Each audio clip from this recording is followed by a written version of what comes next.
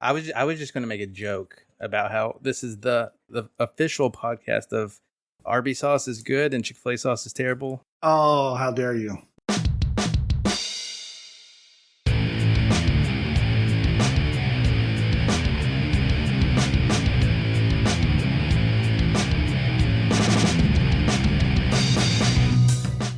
Hello, and welcome to Achievement Hunting 101. This is level 211.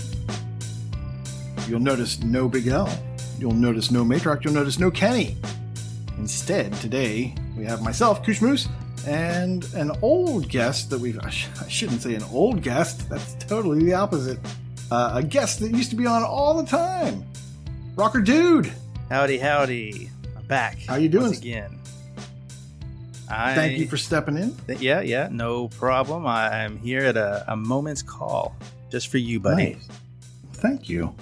And making his first appearance on the panel, KT Echo. Hey, what's up, pals? Glad to be here. Hey, thanks for being with us.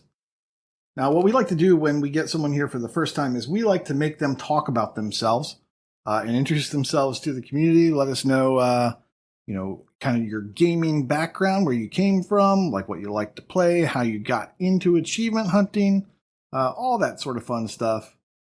So is there anything that you would like to share? Oh my God, that's a lot of questions. Let's see. So my gaming background, I've been playing for my whole life, as I assume a lot of us here have been. I've actually started like PC gaming most of my life, really. StarCraft Brood War will always hold a special memory in my heart. I actually only started at Xbox in like 2019, really. I've had one for a while, but I didn't really care too much about it because I like competitive games. And you don't really do that a whole lot on the Xbox. So like RTSs, FPSs, like those are all for the PC, really. I guess it's worth mentioning that I actually am an ex-professional gamer. I did get paid to play games. Before it was cool, though. So it was before Twitch. If you remember Justin TV, do you remember that? Yeah, that's kind of around my time, but that was still not really over in the States too much, right? That was usually kind of from my experience, the Koreans playing StarCraft, right? That's where a lot of that came from. So I never got into the streaming game, but I did well enough, and I invested all that money back into my PC and buying colors for my names and stuff like that, so I didn't really take it too far. Eventually, I got a real job, software developer now. Yeah. Your professional gaming was in StarCraft, or it was actually in a game. Do you guys are you guys familiar with Nexon? Yes. Oh, are you going to tell me that it was Lineage? No, and it was not MapleStory either. Okay. It was a shooter called Combat Arms. Did not know this one. Yeah, so it's a free-to-play shooter. It's very arcadey. You jump a lot like you would in Halo, but there's no kind of like floaty movement like you would have in Halo. So everything's real snappy. It's free-to-play, so for a while it was good until Nexon realized they could start charging for powerful weapons, right? Again, this was a while back. This is when all this was still pretty new. So as soon as they figured that out, they eventually killed the game pretty quickly. And I actually think it's still around. There's a Combat Arms Next and a Combat Arms like Classic or Reloaded, something like that. Yeah, Reloaded, and apparently it's the #1 free-to-play online FPS in Europe. In Europe? Okay. In Europe. I don't know why they're playing this game. They definitely destroyed it. But so it was in Combat Arms. Let's see. I definitely played Brood War competitively, but definitely not well enough to get paid for it because the competition there was really tough. If you're familiar with the term APM, this is actions per minute, which is very important in RTSs, right? Right. I played Zerg. That was my race. So we had to have a higher APM than the other races, Terran and Protoss, because we have a lot more units, right? So I could get my APM up to I think peaked around 360s on average, so 360 actions per minute. But I still couldn't hang with the best. I got to Diamond in StarCraft 2. StarCraft Brood War didn't really have a ladder system. It was just face off against anybody. So it's a good time, but yeah, those games are tough, and I think that's actually a reason why they're not really around anymore.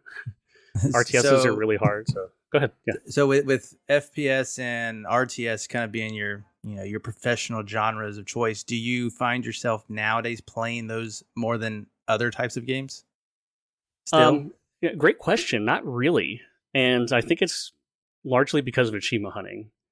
And to kind of lightly touch on that, the reason why, or I guess one of the reasons why I really like achievement hunting is it gives me a clear stopping point for a game where it's like, oh, I'm done with it, right? So I put hundreds of hours into StarCraft, into Combat Arms, and all these games, and I'm like, what am I doing with my life, right? I feel like I'm not building towards anything. It feels like a waste. I kind of had the same realization when I was playing Destiny, which is kind of like it was in the between time before I got back into achievements, and it's just like the same thing every night. I'm like, what am I doing? I'm not gaining anything here. I guess that means you never got into World of Warcraft then. If you wanted a game that had a defining or a definite end, it was not World of Warcraft. Yeah, I played it some, but again, it was before my achievement hunting escapades, which were pretty recent, like 2019. I think I mentioned that, right? So I'm still pretty new. I think the first time I talked to L over voice, he was like, "Why is your gamer score so low?" Like, this is the first thing he said. I was like, okay, come on, dude. That sounds like L. Yeah. Was it rude? Yeah, okay. That matches. But yeah, so I think another one of the questions you had is how I found the community, which I think might not be the most common story. I kind of got frustrated with a lot of the gaming podcasts that I listened to, especially the Xbox-oriented ones, because I got into achievement hunting again, kind of by myself. There wasn't like a group that pushed me towards it or anything. And I just wanted somebody to represent that community again, because I knew it was a big thing back in like the 2010s, early 2010s, back then. Mm-hmm. Actually, it's probably older than that now, right? I think 2008 is probably like peak, right? Because 06 was when it came out. Nobody knew what achievements were. Yeah, I definitely didn't get into it when they first came out. It took me a while. I got into it when Stallion was really big and just about to leave, like his podcast scene. That's about the time I picked up. Yeah, okay. I was before that, but it was like Stallion probably had like, I don't know, 300 to 400K at that point, which was still, a lot at that time. But it was. Yeah, so I just got, I guess, frustrated that nobody was talking about this side of gaming that I was enjoying a lot, right? So I literally just searched in my podcast app, like achievement hunting podcasts. And I looked at the list, and I was like, I'll try this one out. And it's kind of funny that it was so roundabout, because I've been on TA since, like, 2011. I didn't use it a lot until recently. But yeah, I just found it randomly on the internet, and you guys talked about the Discord a lot, so I hopped in the Discord. Some of you guys might know me. I helped run the Red Ring event with EOJ recently, mostly talking in the BCM channel. That's where you'll find me. I'm really into that competition. It's a lot of fun. So yeah, it was really kind of just by chance that I found this place, and it's been good. So it wouldn't be right to have you on and not give you a little trivia about the podcast. Oh God. Okay. Do you know what episode KT Echo made his debut? 2 something. We're past 200 now. You're close. 211. So yeah, 211. that will bring me to another question that I had, which if you've listened to the podcast, in recent times, in the past few months, L has been providing, stats about the podcast. So you are the guy behind those stats. So like, what came about listening to the back catalog of the show? Because if you've just found the podcast at level 0, I don't think you would have stayed. So what drives someone to delve and just bring out those stats? Like, so I think where did all that come from? And then what drives a person to do that? I thought it would be funny. Well, it's really kind of the driving force. So what made me go back to start the back catalog, because I actually listened to the first 30 episodes and then started over again when I had the idea to start making these stats. Uh-huh. So I went back originally because you guys were asking about like, hey, what's a question you guys want to ask? And I wanted to do my due diligence and say, well, was this question asked before? I'm not really sure. So I was like, I might as well listen to the 200. Well, I guess at the time it was like 160, maybe. Yeah. Maybe 170. And so I just started listening to them. And then I had the idea from another podcast. And I was like, oh, this would be funny. Just track random stats. I'm listening to them all anyways. And got a couple monitors. So why not? My reaction to the trivia is because I really wanted to hit the 200 episode mark, right? Mm-hmm. Well, timing wise, that was pretty tough because I had a lot of podcasts to go still as 200 slowly approached. So there were days where I was listening to probably 3 to 5 episodes a day. Oh, I'm so sorry. So if I didn't write it down, there's a lot of details that I probably just all got jammed together. Like I was listening to at work, when I was doing work around the house, walking my dog, I was always listening to try to hit that 200 mark, which was a journey. One of the stats I was tracking was the word fun, right? Oh, no. And I decided to track that one because there was kind of a joke in the Discord where you don't say the F word, right? So I was like, well, how often do these guys actually say the F word? That'd be funny, right? The problem with that is after listening to 200 episodes of this, listening for the word fun, it's a pretty common word, right? When I would hear that word, even not around here though, even in other podcasts, I would have kind of like an emotional reaction, like a twitch to like reach for the keyboard and mark the number. I'm so sorry. It was a journey. I would say I'm glad it's over, but I'm trying to keep the stats up. So maybe another milestone to 50, whatever next milestone would be for you guys. Maybe we can see some renewed numbers. We owe you an even bigger thank you for coming on after gorging yourself on the podcast. Get the 200. I did absolutely take a break. Oh, yeah. Yeah. Good. Yeah, I can say from this side, like we see the numbers, we know people listen, but like the interaction and then doing things like that you did, like it's definitely appreciated. Oh yeah. And so even though I'm not on here regularly anymore, definitely thank you for doing that. While it was funny maybe to some people, it was you feel a little special. So thanks for that. Yeah, that was great. We really enjoyed the stats. And I funny thing was, I was actually today, I was like, man, I wish we had a wiki where we kept track of all the questions, because then it'd be so easy to know, is this too close to something we asked previously? Yeah, I don't want to give Noth a lot of credit for obvious reasons. Oh, no. Yeah, of course, yeah. But he mentioned, there's a joke a while ago about the lore master of Age 101, right? Mm-hmm. And that kind of started those gears turning. And I think eventually I connected the dots, right? And I was like, oh, it'd be funny. So don't tell him I said that. Oh, no, of course not. I would never talk to him about that. Well, that's awesome. Thank you. Yeah. Thanks for being here. Speaking of questions, I asked a question this week. That's unusual. You probably noticed that. Definitely wasn't last minute. No, definitely not last minute. Definitely didn't come up with that this morning. And definitely has nothing to do with my plans tomorrow. Our question is, now that summer's almost over, we'd like to know if you cheevo hunt or game while on vacation. If so, what do you do and how does it differ from your regular gaming? We asked our patrons and they responded like crazy, even though we gave them short notice. So rather than read them word for word, we kind of grouped them into general responses, and we're going to go from there. So, Echo, why don't you start us off? Sure. So we had KBU73 mention that his vacations are more like staycations, where he games a lot, or goes to his cousin in New Jersey, where he plays games the whole time he's there. He did mention Cloud, which we'll probably hear a lot of through the rest of these responses. I did want to quickly ask you guys, you're both parents, right? Do you guys ever get to have staycations anymore or anything like that? Yeah, we definitely have them. We do, local things. Go to the dairy barn across the highway there, stuff like that. Yeah, those definitely happen. But vacations maybe not so much. Those are work.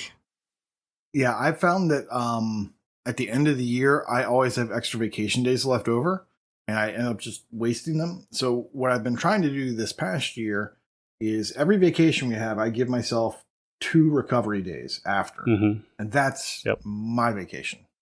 So like the vacation's hard enough as it is with all the driving and all the making sure you take your child with you and bring them back alive. So the following 2 days are kind of like my relaxing day. Okay, here's a pro tip. If you have a lot of PTO at the end of the year, what I've learned to do is I'll take off the Friday of every single week for the last month or 2 months, depending on how much PTO I have. So, you're going into Christmas, the holiday spirit, and I have just 3-day weekend after 3-day weekend over and over and over again. It's really nice. You might want to consider that. I did do that in a previous life at another job. Yeah. And it was very nice. I just, for whatever reason, don't do that at this job. I do need to think about doing that again, though. That's good. Yeah, I wanted to lead off with KooshMoose because that's kind of my answer. I do enjoy the staycations. That's where my gaming marathons will come from. I try to do one probably just once a year around my birthday. If I go on an actual vacation, it's because I want to go somewhere with some people. I don't go on vacations by myself. So if I'm there, I'm probably not going to be playing games, right? Like maybe we'll bring the Switch, but it usually doesn't get used. The Switch is terrible. It's got 2 good games. We can get into that, but man, I'm upset with that thing. But moving on, Northern Lass is talking about her Razer Kishi and more cloud gaming. Retro Chief, traveling, bring the Xbox One SAD edition, laptop, tablet. He is decked out a whole 9 yards. From somewhere, I'll be staying for a few days. This is Retro Chief. I'll unpack the Xbox to have more options. He's got a Swiss Army knife of gaming peripherals. Okay, he is definitely prepared. Dino Man, I did not have any vacation days really because I already work too little, so I get plenty of time to do achievements all year round.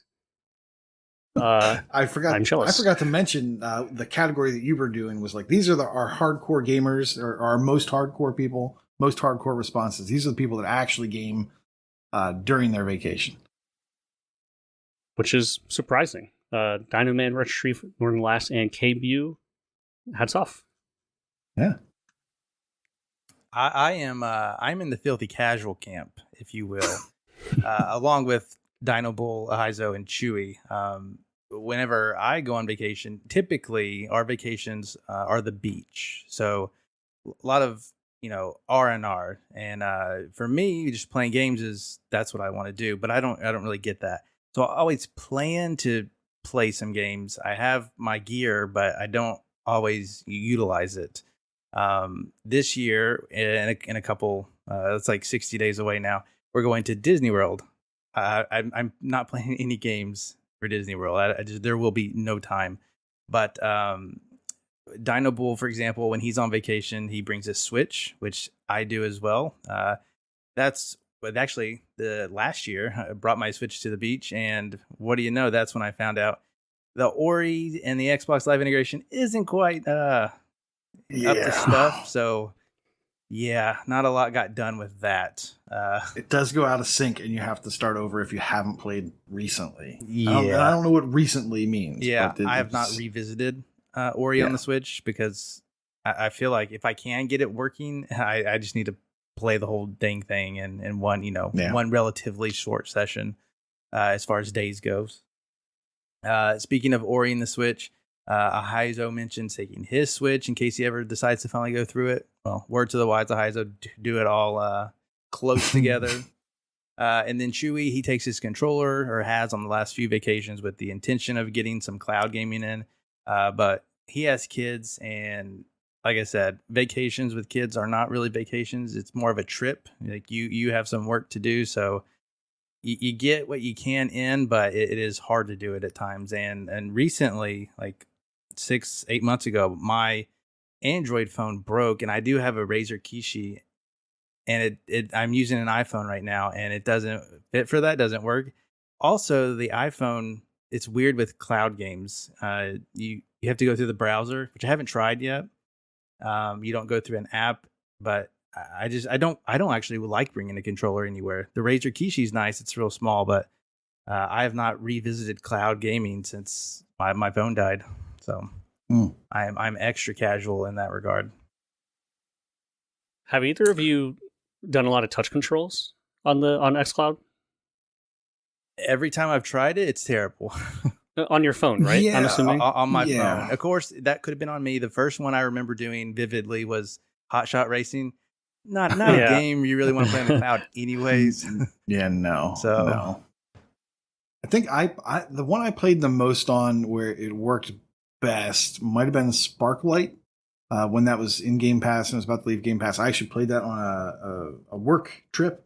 And because, I was trying to take my console and the internet was spotty, the only thing that really worked was my phone. And so I was able to play it that way. Now, work trips, those are the real vacations. Yeah. Oh my gosh. Yes.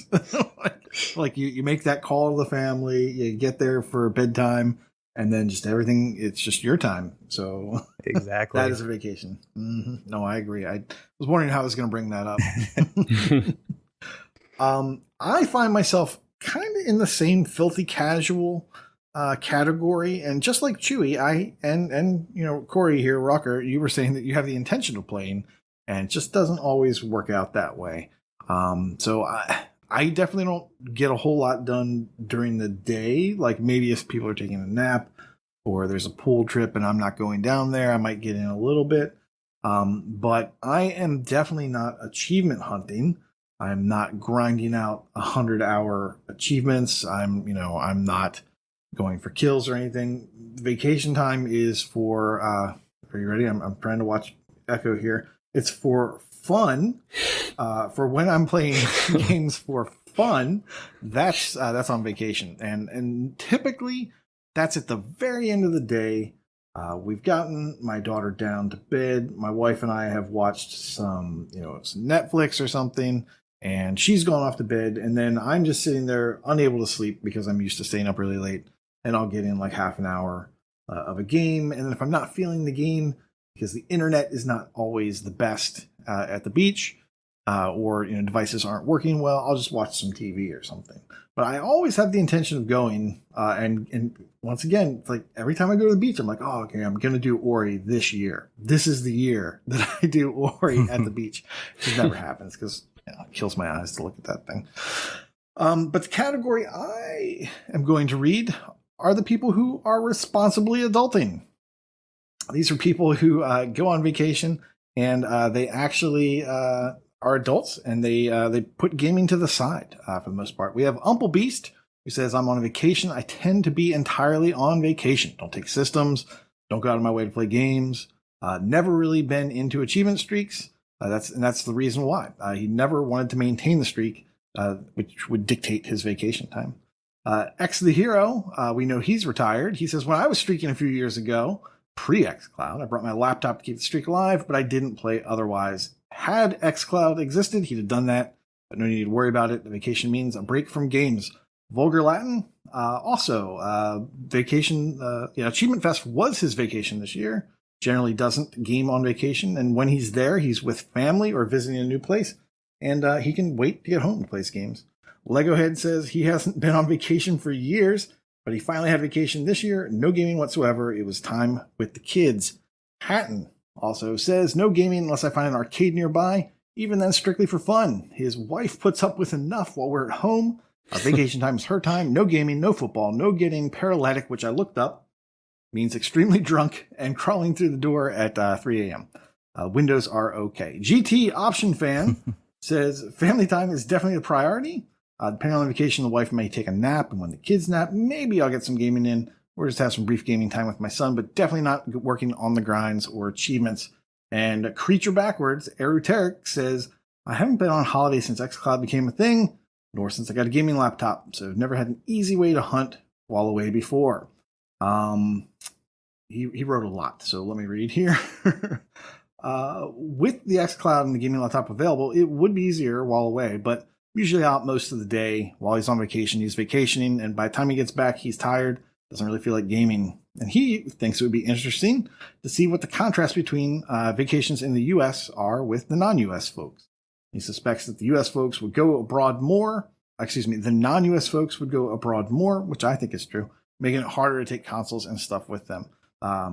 That's a good point. I meant to mention that when I go on vacation, I had always taken like a 360 with me or a Switch and just never get to use them. So I've stopped doing that. I'm taking my Surface, so that's my laptop. And if I can get some gaming done on that, great. I'm going to try to mix some xCloud. So if the internet's great, okay, I'll play something not super heavy. Otherwise, I'm going to have one or two things installed on the laptop that I can play if the internet's not great. Might get around to getting farther in Tunic this time. So we'll see. But yeah, those are our responsible adults, and it's not me. The last section we had here was the streaking section. Let's go streaking. Are you either of you two? Do either of you get into streaking at all? At one time, I was trying for a streak, and I got screwed over by Destiny, so I ended that relationship. I've never kept a streak going, but I have been kind of amazed when I hit them. So whatever I've hit is just natural and where I'm not really paying attention to it. And I don't think I'm over 100. Yeah. I've tried it once. It's kind of fun, but I definitely feel like it makes me value game time more than responsibilities. It's really easy to do that, and gotta nip that in the bud. Still gotta live, right? The worst part is when it's just like 11:30 at night. You're like, crap, I haven't got an achievement. I need to look. Of course, it's easier nowadays, I think, but yeah, it's that's not a head, mind that I want to be in anymore. So my gaming group on Sunday, What the Fug, is always like, oh, I gotta get an achievement. Before we wrap up, like we haven't gotten an achievement. I need to go get one. Every time I'm just like, just let it die. Just let it die. You'll be so much happier. So happy. Do you think L wakes up in like night terrors thinking if he got an achievement or not? I think he has backup plans. Really? He's been doing it for so long that it's just how he breathes it. He eats it. He breathes it. He's already prepared. He knows how he can get these achievements. And he's planned for it ahead of time. So it's just fair enough. It has been years, right? 6 years, something longer. No shade, but I'm pretty sure somebody told me or said it in the Discord that his streak is older than his kids, or at least one of them. Yes. So, I mean, yeah, it's been going for a long time. That. Yeah, he probably did. He's definitely like top 10, I think, in the site, at least. Yeah. Mm-hmm. Well, speaking of Big L, he did respond, mentioning a streak. No surprise. Someone with a long achievement streak to preserve having some way to grab an achievement on vacation is imperative. As long as I go somewhere with Wi-Fi, it's easy enough to keep my streak preserved on my laptop using the ACA or Zidalon game. Last year, I took my Xbox with me because we stayed in an Airbnb. Family watched Viva on Netflix, and I played Indiepocalypse, maybe? Copalypse, that's what they're kind of going for. When they went to bed, I'm still shaking from the thrilling gameplay and gripping story, so it sounds like he's having a great time. He's actually being extremely sarcastic. That game is horrible. He's being extremely sarcastic there. Yeah. Fug also replied saying he only does this for a streak saver, unless that's Vacations in Terre Haute. That's where Achievement Fest was, if I'm correct. Indeed. Yep. Wakapel also replied, at podcast, have only brought my console, never a PC, for one vacation where I knew I'd have tons of downtime. I usually get a streak preserver using Windows Phone in the past, which is now dead. Rest in peace. I've probably gotten around 3 months of achievements abroad using the Windows Phone. Hopefully some of those games are fun. Respect. Well, thanks again for the questions, or for the responses to the question, guys. We'll hopefully ask another one next week with a little more heads up, and give you more time to get those responses in. Moving on, we're in the game showcase. I'm going to head it off, and I'm going to tell you about what I've been playing, because it's not that interesting. So I'm going to let you guys do all the fun stuff. I'm going to tell you what I've been doing, which is preparing for the end of August. There's a lot of things going away. A lot of Ubisoft online services are shutting down at the end of the month. And then we also have Jump Force. Bandai Namco have a habit of having great anime licensing and then killing the online portion of their games, whenever, like soon after they launch the game. They don't wait too long for most of these things. So what I have been doing, Jump Force the online closes on the 24th of this month. So I found a cheap copy and I picked it up and worked on the online portion with Dude with the Face. And we knocked that out in about 2 hours, I want to say, just over 2 hours. The biggest grind is 100 matches. And if you are doing that with a friend, you can do what's called a challenge. You kind of walk up to them, you press X again, and then you pick 3 fighters, and then they get prompted with a game invite, and then they pick some friends or the fighters, and then you fight. Now, the reason you want to do that is because that is the fastest way to be able to play 100 matches, because as soon as your fight is over, you can rematch. Next most difficult thing is getting 50 unique tags, and for that, you basically just need to swap out your fighters, and some of your fighters you'll use 10 times, and then you'll let the whole match expire, and then you'll challenge again. You need to win 10 challenges, so if you initiate the challenge, and then they choose to rematch, that still counts as your challenge. So you can get 10 challenge fights that way, you let it end, then they initiate the challenge, you get them their 10. And in about a little over 2 hours, you are completely done with the online portion, and the rest of it should be single player and should not go away on the 24th. Additionally, I have been playing some Splinter Cell Blacklist. Real quick, Koosh, before we move on to the next one, a couple questions about Jump Force. Did you buy the DLC? Any of the DLC? I did. No, thank you. Yeah. I'm playing the vanilla, and it has enough characters in it, or maybe they gave them away. I don't know. I don't know what would have been special and what would have been vanilla, but they have a ton of characters. And I was able to easily get the 50 titles using those free characters. Anytime you use a character for the first time, at the end of the match, you'll get a title for that character. If you use that character 10 times, you'll then get another title. So it's very easy to get, I think there's at least 30 free fighters. Okay, so you went the route of getting a couple titles using the 10 matches per character? Yes. Okay. Yeah. Okay. So we did about 2 or 3 batches of 10 matches. So that was like 30 there, and then the other 70 were just individuals, just kind of like cycling through things. So, and once we had cycled through all the characters, we just stuck with one set of characters and just got it knocked out that way. Yeah, I actually recently completed Jump Force. Okay. I spent about 60 hours on it in a week just to get it all done. I wasn't really expecting to grind it out that hard, but I learned to take advantage of my picture-in-picture mode on my monitor.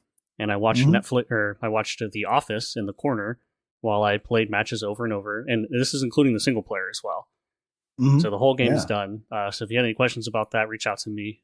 Found some good stuff. It's about 58 hours of single player to get all the money and all the levels, I assume. Yeah. It's I think I finish it sooner. There is definitely some skill involved in how quickly you can progress. So basically what you're going to end up doing is you want to level up your character's level 100, or well, I guess 70. You want to level your own character up to 100, because there's 2 ways to gain money. One way is an expert free mission. You can gain money because it's called Go for the Gold. That's the obvious way to make money.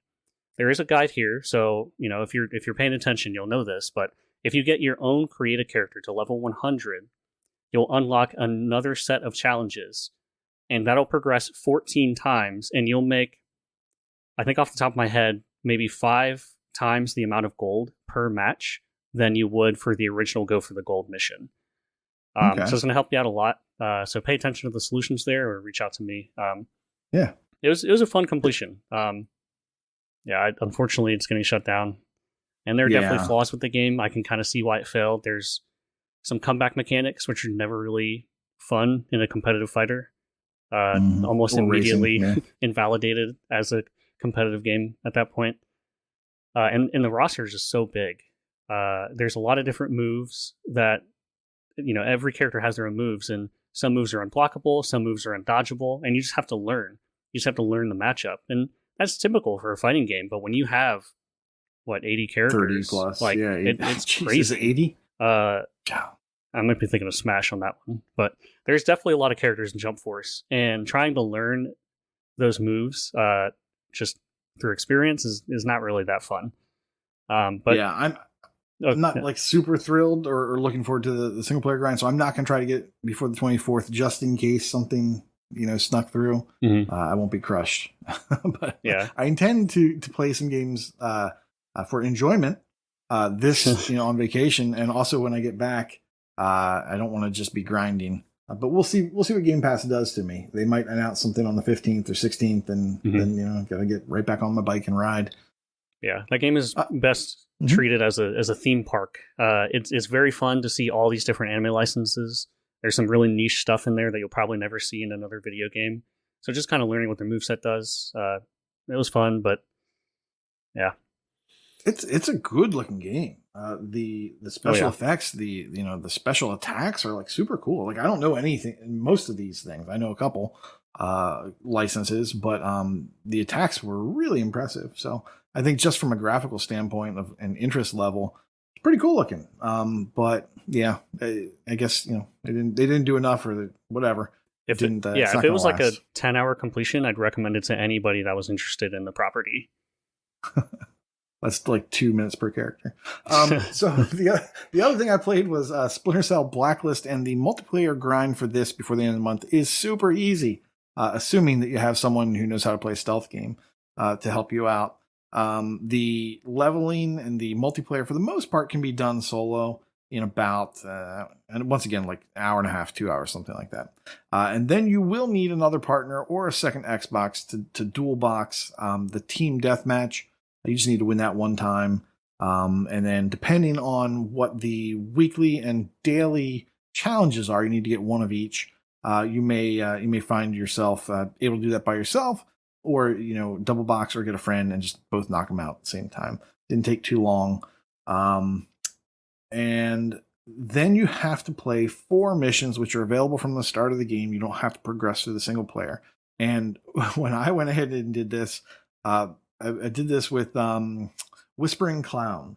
And Whispering Clown and I went through, and neither of us had played the single player very much, and certainly not recently. And we had a tough time playing a stealth game. It took us about 5 starts at the first mission to finally get into like the right frame of mind of like, oh, okay, we can't just go guns blazing. That's not how this game is designed. Once we were able to do that, it was a fun time. We had a good time laughing at our failures, and that was fun. So, and one super quick note. I know I said it was going to be short, and I'm not. Corey had talked about the Ascent way back when, and how it was buggy, and then I thought that they had patched it and it was all nice. Well, that's not the case. I just started it. I started it last week with my group. We crashed, no joke, 5 times, maybe 6 times in in that session. It was like a 2-hour session. So some things never change. It's still crazy buggy, but it is a fun thing. I just don't know if we're going to stick with it. It's getting an update soon, right? Yes, DLC, which is like even more code. So sad, because my co-op group also picked up the Ascent, and the ideas this game has is really good. But man, our experience was terrible. It was I did not like that game. The first the achievement for completing the first zone is like crashing out or something like that, and it was so apt. Like it really fit our experience, and we're like, what a horrible name for the end of the first area, because it really it was kind of horrible. So that's enough of me. Corey, I'm sorry, KT Echo, why don't you tell us about your game showcase? Sure. So I've been playing Yakuza 0. I don't know how many people out there have been playing this. It's a 150 to 200 hour completion. So it is not for the faint of heart, or at least not for completionists, which I am. So I am in it for the long haul, and I am not upset about it at all. I'm only a couple chapters in. I think maybe 15 hours, which is nothing to this game, right? And this game is... But I like to play games that are potentially in my next top 10 games of all time. So I don't really like to pick up like, this game looks okay. I guess I'll play for achievements or whatever. And this game is a serious contender for top 10. Obviously, it's still pretty early in the game, and I want to see how things shake out. But everything I'm seeing so far is right up my alley. You play as a Yakuza. I'll try to tread really lightly on the main story because there's a lot there to unpack. But you essentially, it's kind of like an open world, not really GTA style. You do walk around a town. There's a ton of side stories, side content, really, like mini games and all that. But everything has a lot of touch to it. There's a lot of care put into everything that they give you as the player. So right now, I'm not super far in the main story because every time I run across somebody in the street and they have this, like, hey, I'm this side quest, right? Help me. I'm like, okay, whatever, fine. I got to do it for achievements, right? Every single time I do that, it's a quick, like, short little story. It kind of gives you like this insight into this person's life, what they're struggling with. You help them, and then it ends. But the way they do that, it's always done with like a tinge of humor, like well done humor. And it's honestly usually pretty touching as well. The way they can tell even these quick stories on these side quests is really impressive. And that says nothing about the actual main story of the game, where while the side quest can be kind of like a little jokey and the scope is pretty small, the main story is the opposite. It's pretty mature. You essentially get banished from your family, as they call it in the Yakuza, right? And you kind of go on a quest to regain honor. Again, I'm being really vague here on purpose. And there's some mature themes that I don't think would really pass well for people who just want to skip cutscenes. Pass well for people that just want to, I don't know, watch the next Call of Duty story. It's just not really for that. So yeah, the main story definitely. I'm keeping it vague because it's worth watching itself. Let me ask you two a question, actually. When you're playing a game and there's a long cutscene, long enough so that your Xbox goes idle, is that good or bad to you? If there's a cutscene longer than about 30 seconds, it's I'm already kind of tuning out. Yeah, if Corey finds he can't skip the cutscenes in the game, he's almost already. Oh, if I can't skip them, I will put the controller down and look at my phone. 100%. Yeah, definitely not worth it then. I love that, right? When a game has so much to show me, obviously if it's bad, then the game's bad, right?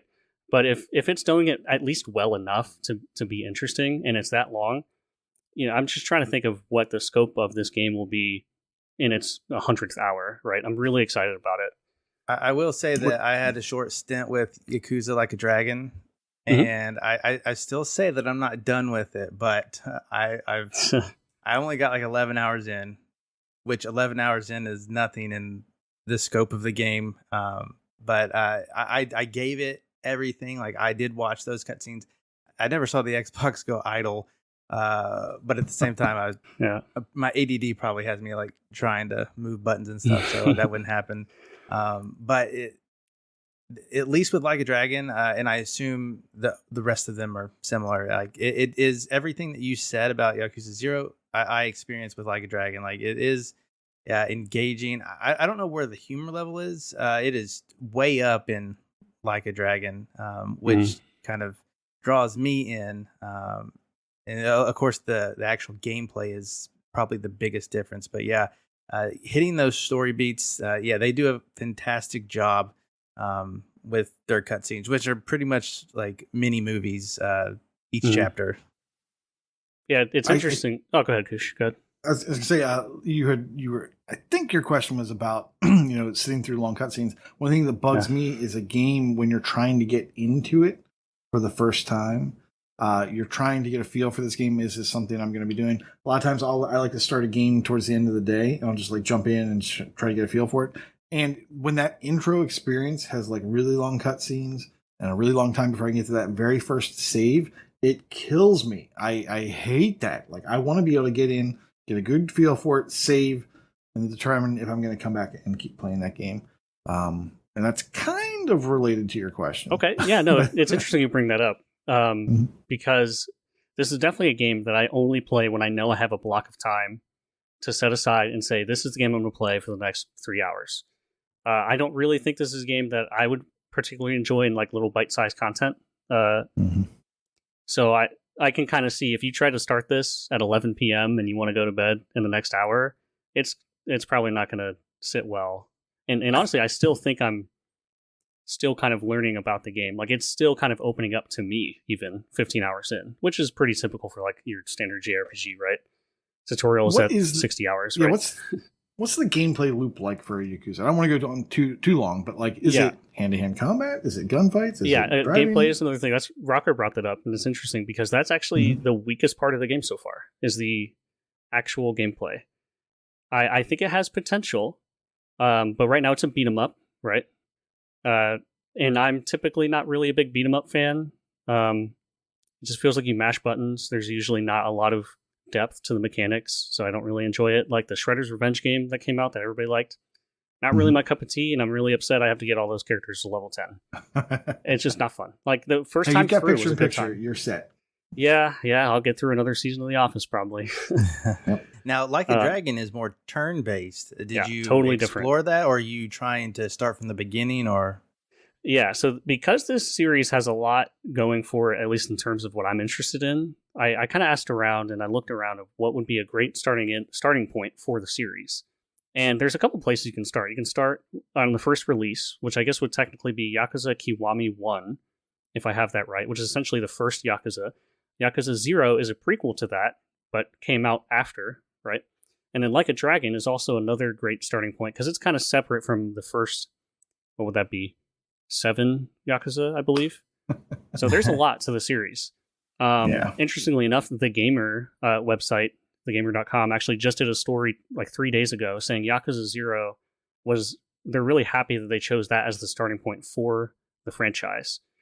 Because the next 2 games, Yakuza Kiwami 1 and 2, would not have hit as well if they didn't start with 0, the prequel. Again, if you want to start with Like a Dragon, I think that's very fair because it's kind of separated. We don't know what Yakuza 8 looks like because that is coming. We've seen screens of it recently. But yeah, so I started with 0 just because I kind of intend to play through the whole series, which we'll see what happens because I think they're all like over 100 hours. And I think the main line is more or less the same gameplay. You're in it for the story. Yeah, it's that beat 'em up the whole time until you get to Like a Dragon. So we'll see what happens. I've heard 3, 4, and 5 aren't as great, so I might just watch them on YouTube. But we'll see. I'll keep you posted in years to come. Nice. Now I know. I'm looking at the sheet. I see you also have Outriders, and I know we've gone long on Yakuza. But I want to know. Tell me a little bit about the expansion because you've played it, right? Okay, I have played some of the expansion, and I had it on the sheet because I really love Outriders. I would currently give it probably my favorite game I've played this year, which is high praise, considering I've played quite a few games for BCM at this point. The expansion is, I'm going to say it's a little bit more of the same in terms of the gameplay loop. You get better gear, you shoot some guys. There's definitely a lot more enemy variety. I feel like we're still seeing new enemies, which is really fun. There's boss fights. There's more boss fights, which I think there's only a couple in the base game, which I have completed. I think there's like 3. You start the game with a boss fight, or at least close to it, and you're like, wow, this is really awesome. And it takes forever for you to get to the next, like, quote unquote boss fight.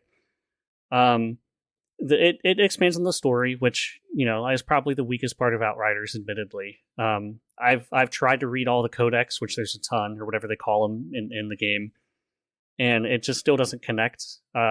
Honestly, it's more funny than anything. Like, they're trying to be serious, and it just doesn't hit. It just doesn't hit well. But the big change for the expansion, if you do like that gameplay loop, especially when you get new loot, right? That's really big in Outriders, is there's now a 3rd mod slot on your guns. Now, one of the reasons why I like Outriders so much is because your build really matters. If you have a couple skills that aren't really synergistic, your build is trash, you won't do any damage, you'll die a lot, and it's absolutely brutal. And I love that, right? And I think one of the most ingenious things about Outriders is like their world tier system, which they now call Apocalypse tiers, where you can kind of customize that difficulty, right? unfortunately, I don't think Outriders really shines when you're just kind of shooting the same enemies over and over again. When you don't really care about the gear that much, when you're not, fiending for that next big drop, there's not as much left to the game. But when you're playing on the max that you can, and you're trying to communicate with your two buddies, you got to play it in 3-player co-op. It's a ton of fun. So I don't know what the end game for the DLC looks like yet. It's going to be grinding essentially what seems like expeditions, right? Newer expeditions. So I can let you know when I get there. And if you want to get carried, I would be gladly carry you because I love this game. It's one of the few games I've played since I started achievement hunting, seriously. And I'm all done with the achievements, right? I have like 20 or 30 extra hours in this game. It's so much fun. Yeah, I like the fact that the class that I was playing was like so broken that like it was like way OP. Yeah. And like I could go and I could like solo these things that, people in groups were having difficulty with. And it was just like, yes, I'm a glass cannon, but like the heck of a cannon. It's a glass cannon. Yeah, I played the Trickster, which was kill things or you die, right? Because as you kill things, you get a shield, which is a very fun. Play aggressive, and then my buddy who wants to play the tank. I don't find a lot of fun in that. It's like, I gotta revive him again, right?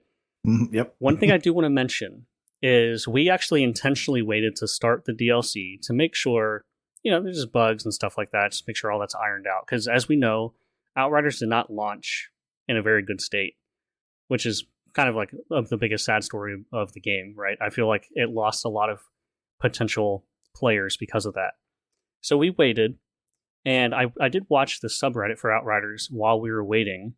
So if you jumped into the DLC right away, there is a lot of complaining about how the drop rates were pretty low, which is not really great for a game where you're kind of playing for the drops, right? The story's not really there. You want those drops to keep pushing up the world tiers or apocalypse tiers.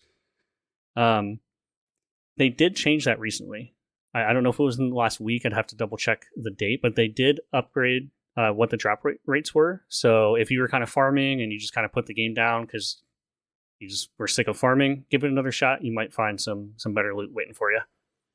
Well, I mean, that's a hard thing to balance. Like, right, if you spend a lot of time grinding for that end tier gear in the base game, and then you get the brand new version, just like in World of Warcraft, you'd start that new zone, and a green would drop, and it'd be way better than the purple you spent like 100 hours grinding towards. Yeah. So that's a hard thing to balance, but fair enough. Okay, cool. Very cool. Yeah. Would you say it is worth the, $40 for the expansion?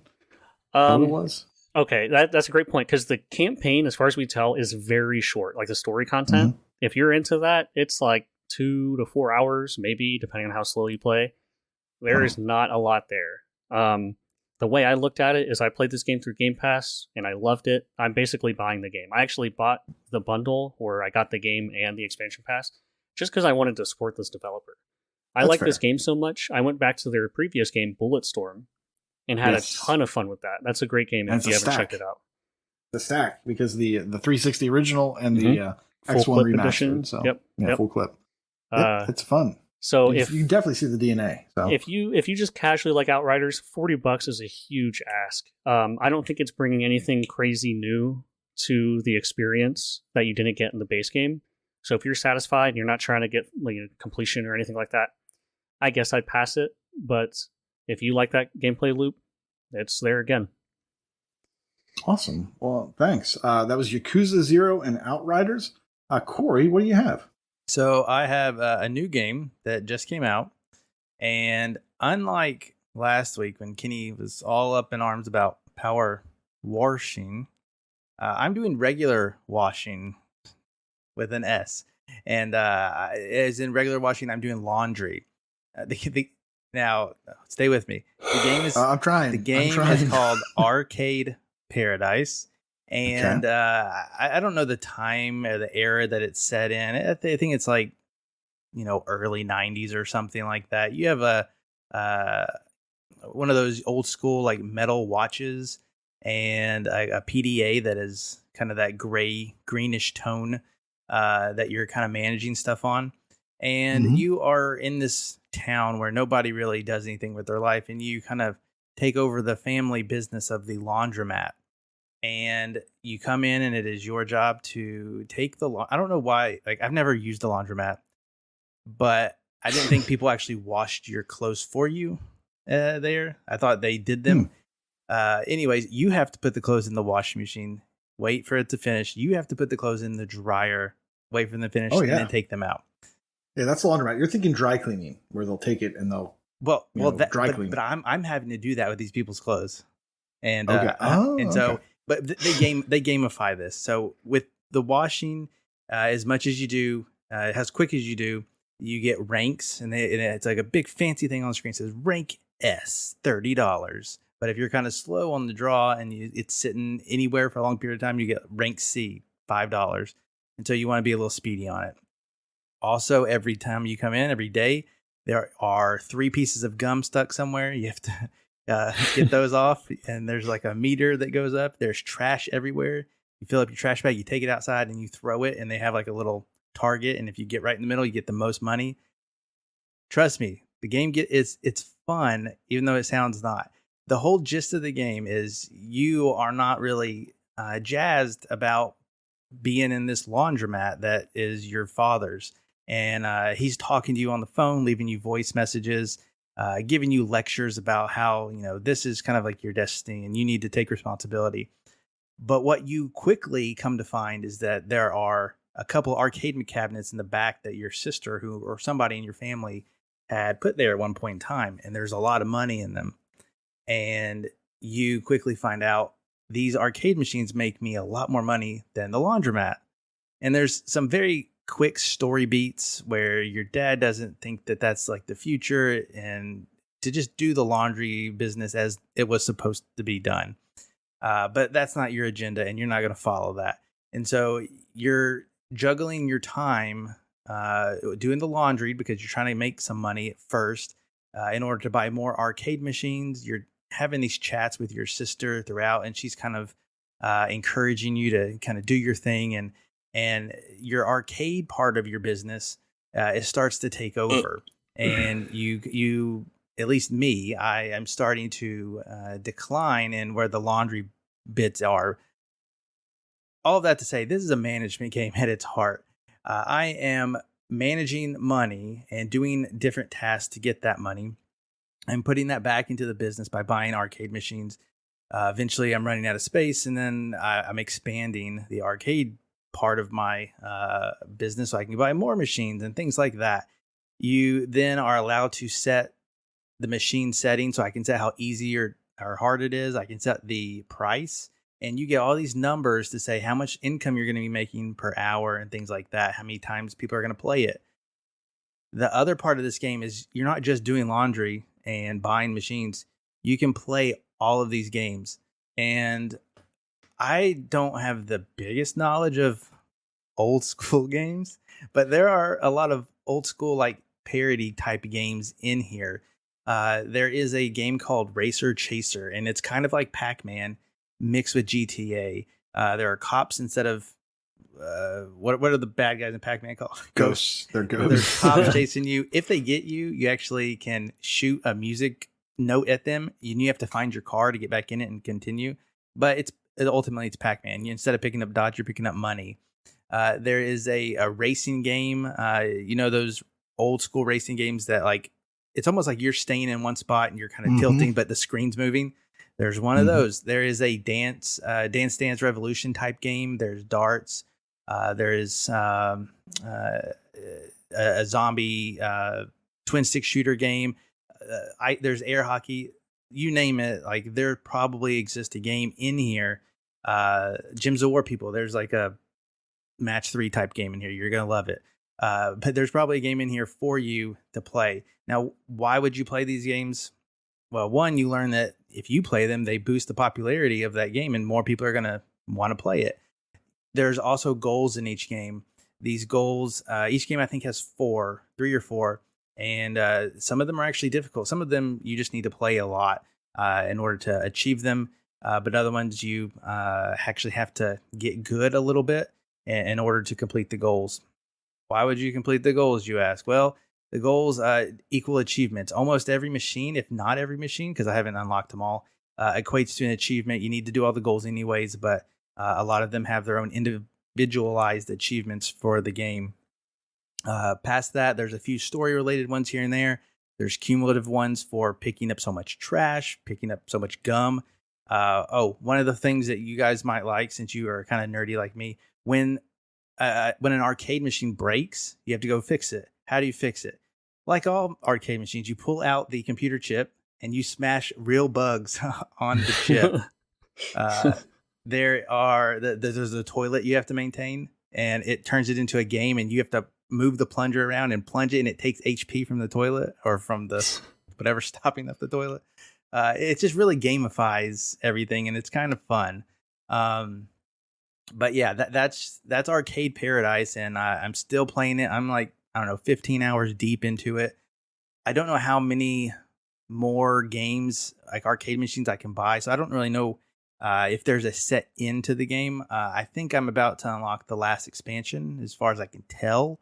But you are able to manage, where the games go and which ones you buy and stuff like that through the money that you earn through the laundry part and the arcade part. Eventually, you get a to-do list that kind of gives you objectives aside from all of that. And some of them might be to, do this in this game, do these many laundry tasks. One of them tells me to leave early for the day. And by doing that, I actually get a secondary currency that I can use on what is not eBay to buy upgrades. So I can run faster, see, trash further, have less bugs, things like that, make your life a little easier. But that's Arcade Paradise. It's an arcade sim where you are running a laundromat turned vintage arcade. I have so many thoughts. First of all, as you were talking, I was looking at the screenshots. There's no laundry stuff in the screenshots. They're all like close-ups of arcade games. And then, yes, there's so much random about this. And then I was looking at the achievements. One of them says, have you looked at the achievements, Corey? I have. Yep. Yeah. No spoiling here. You can tell me anything. No spoiling. Okay. So there's one that, where was it? It's called 1cc. And it's Clock Vostok 2085 once. Now, if you've played Vostok Inc., which is a great game, it's the same developer. So this developer developed Vostok Inc. and also Arcade Paradise. And Vostok Inc. was a weird mashup of management and twin stick shooter. Really? And mini games. Yeah. And so this just totally makes sense now. What you've described is a perfect mix of things I don't like and things I do like. And it's weirding me out that I'm ready to get over the stuff I don't like because everything else sounds really cool. There's one achievement called hexadecimal that has a hex code in it. And if you use a converter, that's an interesting thing to follow. I'm not going to spoil that for you. You can tell me that afterwards. I will tell you that afterwards. Sure. No problem. So that was interesting. Yeah. You sold me. I'm actually looking in my arcade at the moment, and there is a Vostok Inc. And it has the guy with the, putting his hands behind his back. He's not wearing anything. He's got money all over him. Yep, yeah. That's Vostok. Yeah, that's in the game. It's really cool. It's got this I guess it's 80s. It's kind of like very synth. The title music is like very synth. There's a lot of neon, and the carpet looks like, the carpet looks like any modern day bowling alley, to be honest. But okay, I have to mention this or Elle would kill me. There's an achievement called the Almanac Code, which is a jumble of Konami. And it says, how did you know that? Oh, has anybody unlocked that yet? Looks like one person. One tracked gamer. And that is Dad Rester. Okay. I just put it in. Mm-hmm. Nothing's happening. Okay. Well, I don't know where it is. It says how did you know that? I don't know if you threw it on a particular game or something else. I'm going to have to experiment, yeah. Mm-hmm. Oh, boy. The achievements are pretty good. The cumulative stuff actually doesn't seem so bad, although I haven't unlocked a good bit of it, 15 hours in. I'm actually worried about some of the games because some of them are legitimately hard. There's a stacking game where you are moving boxes and they have to stay within the same color.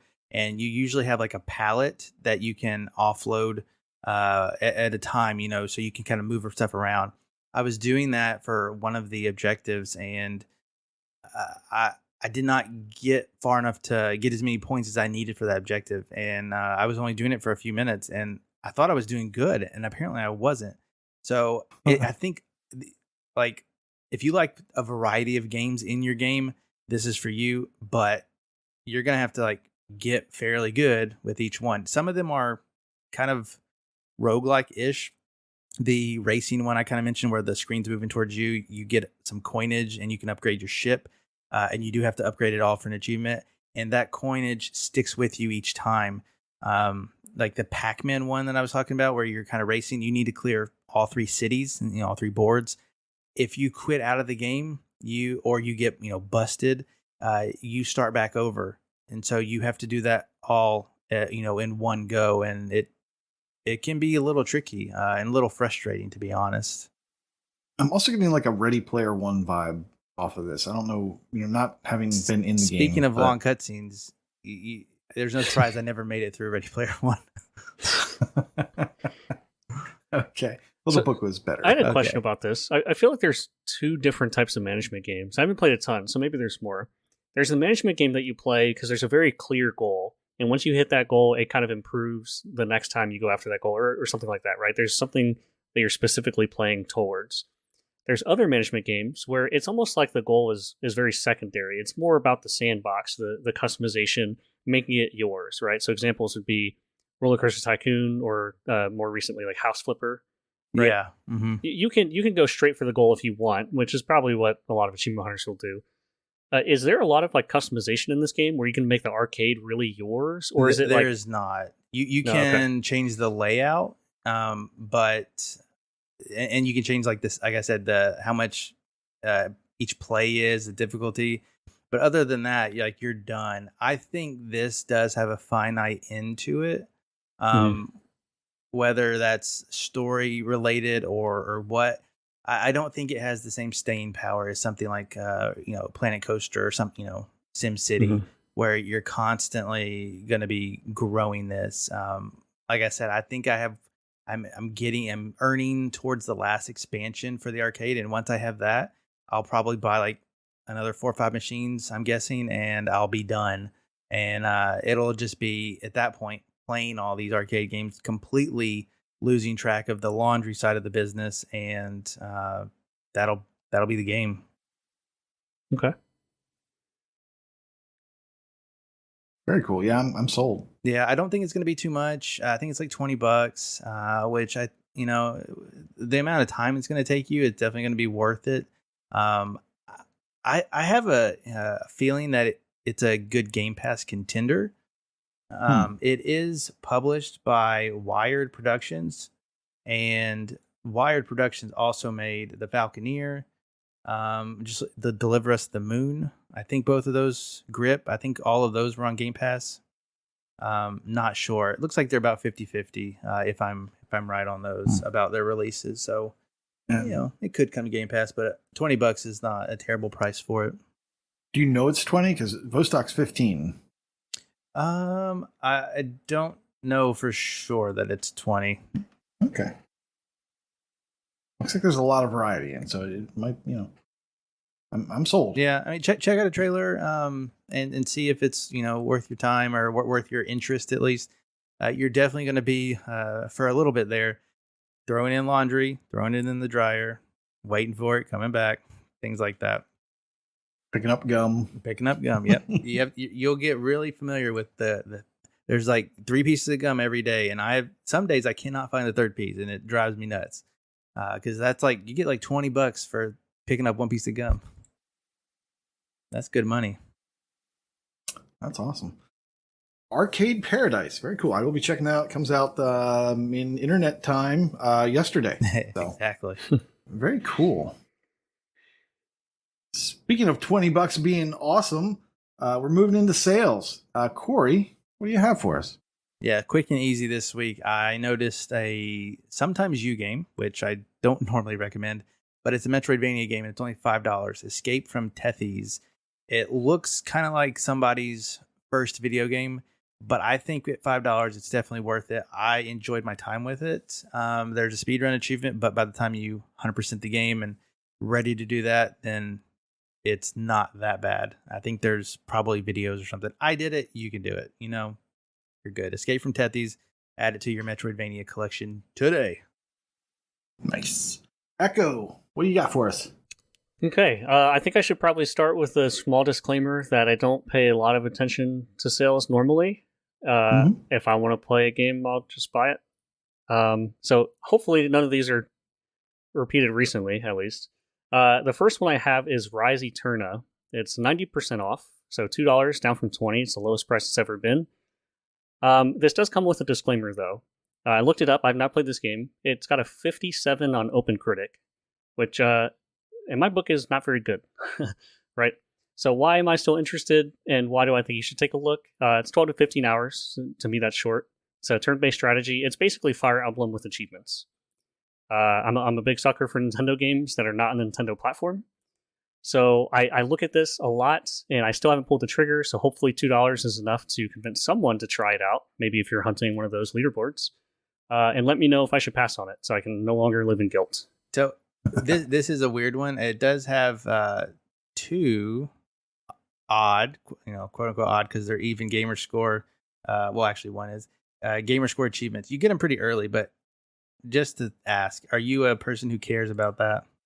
No. Ooh. No. I mean, I'm a completionist, so it's like exactly. I'll just complete the game anyways. Complete your game. Don't have to worry about it. Not a big deal. And at the end of the day, I actually think gamer score is the least. It is probably the stat I care about the least. It just doesn't mean a lot to me when you have a lot of these games you can play quickly. So I'm more after like completion percent, TA ratio, that kind of stuff. Yeah. You don't care about it, but you currently end in a 5. Yeah, it's a testament to me completing games, I think. There you go. There you go. So if you're looking for 4 gamer score, $2 will get that for you if you don't care about a completion. Or 1. I believe one of them is a single gamer score. 1 is a 1, but the 4 is for starting your journey. I don't think that's skippable. I see. So probably pretty diveable for those people. Corey, you and I are 1 and 2. We end on a 1. You end on a 1. I end on a 2. So I don't even think I can tell you my gamer score to like the 10,000 at the moment. I'm just looking at the ones. Either of you know what game is giving you that odd score that you just don't want to go back to? 3s. I dived Overcooked. Oh gosh, yeah. I can't think of it. I didn't finish. Mine was odd for years because Final Fantasy 13-2, I believe, had the odd gamer score, and that is a tough game without a walkthrough because it's all about time travel, going back and forth, and all that. And I tried. That was back when I thought walkthroughs were for people that didn't want to play the game. So I tried to figure it out. I couldn't figure it out. I gave up on the game. Eventually, I went back and completed it to recently-ish, maybe last year, to finally even that back up. But yeah, so for a while there, it was odd. The next suggestion I have is The Witcher 2, 85% off, $3, down from $20, which is also apparently the lowest it's ever been. I don't know if you guys have had this conception in your mind, but I always thought The Witcher 2 was regarded as kind of like average, maybe even mediocre, especially when you compare it to Witcher 3. I looked it up. I didn't actually see an OpenCritic for it, but the Metacritic was like an 88, I believe it was, which is high praise, right? And I remember playing a few hours of this, back in the day. And the idea is I wanted to, since I've heard so much about The Witcher 3, I've wanted to be as invested as I could be when I go to play that game. So if you also want to try to have that experience, The Witcher 2 is only $3. I think that's like 60 hours off the top of my head. So not as long as The Witcher 3, at least. The next one, since I'm learning to, I wouldn't say love DLC, but at least play DLC, the AC4 Black Flag Season Pass is 75% off, $5 down from $20. I hate the fact that I have to play this game. This game is terrible. But if you want your completion up, or you like this game, because a lot of people do, go ahead and pick that up. The final one I have is Valkyria Chronicles 4 DLC, 75% off, so $7.50 down from $25, the lowest it's ever been. This does not add achievements, just to let you know, but it does add swimsuits. So do with that information as you will. Just as good to some people, not me. Yes, some people. Is this one of the ones? No, okay, yeah. Assassin's Creed 4 is not one of the ones that's suffering from the shutdown, so. No. That's good. And I actually like Assassin's Creed 4. It's maybe A lot of people do. Maybe my favorite. And maybe my favorite of the Assassin's Creeds that I've played. I haven't played any of the new ones yet, so where they change more to an RPG. But speaking of games, I'm looking at below left Game Pass. I did not chase it, so I didn't get it done in time. It's $9 down from $24. It is a Survivor dungeon crawler, and it hasn't been on sale for a year. So, and this is the same price that it was, I think it was August 24th of last year. So I'm tempted, but I could also easily pass on it. But just thought I'd mention that. Next up is Freak Out Calamity TV show. This is $2.50 down from $10. This is a shoot 'em up. It looks more like a twin stick shooter with good level variety. So you're not just running around in a bare room and just shooting things as they come in. There's pillars that you're running around. Sometimes you're in a maze. It looks really interesting. And it reminds me of Smash TV greatly, if you know what that game is. But it looks and appears to play like a much more modern game. So you're not just like stuck in playing like a pretty version of Smash TV. It looks like it has modern sensibilities and looks good. So check that out. $2.50, not bad. And next up, Violet Remastered. This is $2.49 down from $10. It's an adventure point and click.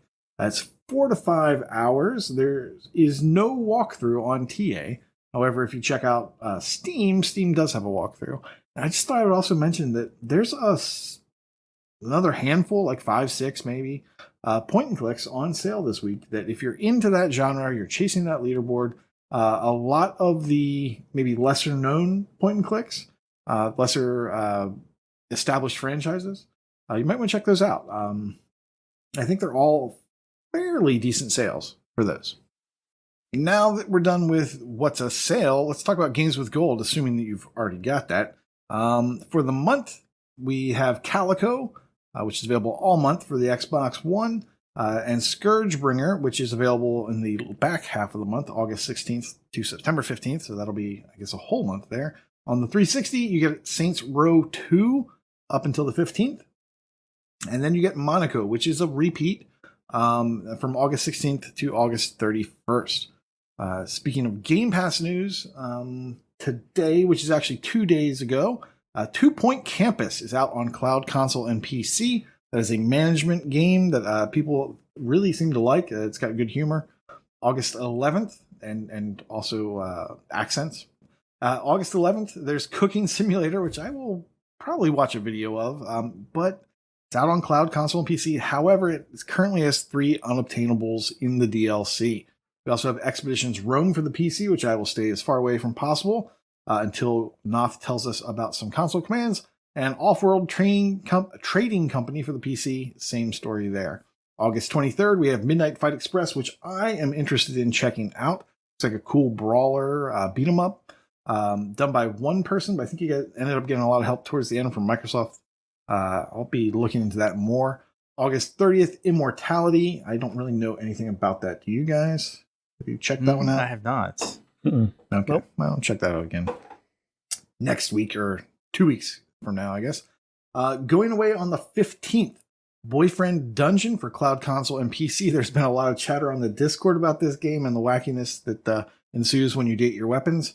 There's Curse of the Dead Gods on cloud, console, and PC. That is a great game. It's worth your money, I think, if you're into that type of game. It's really solid. There's Library of Ruina, which is believe a card battler, cloud, console, and PC.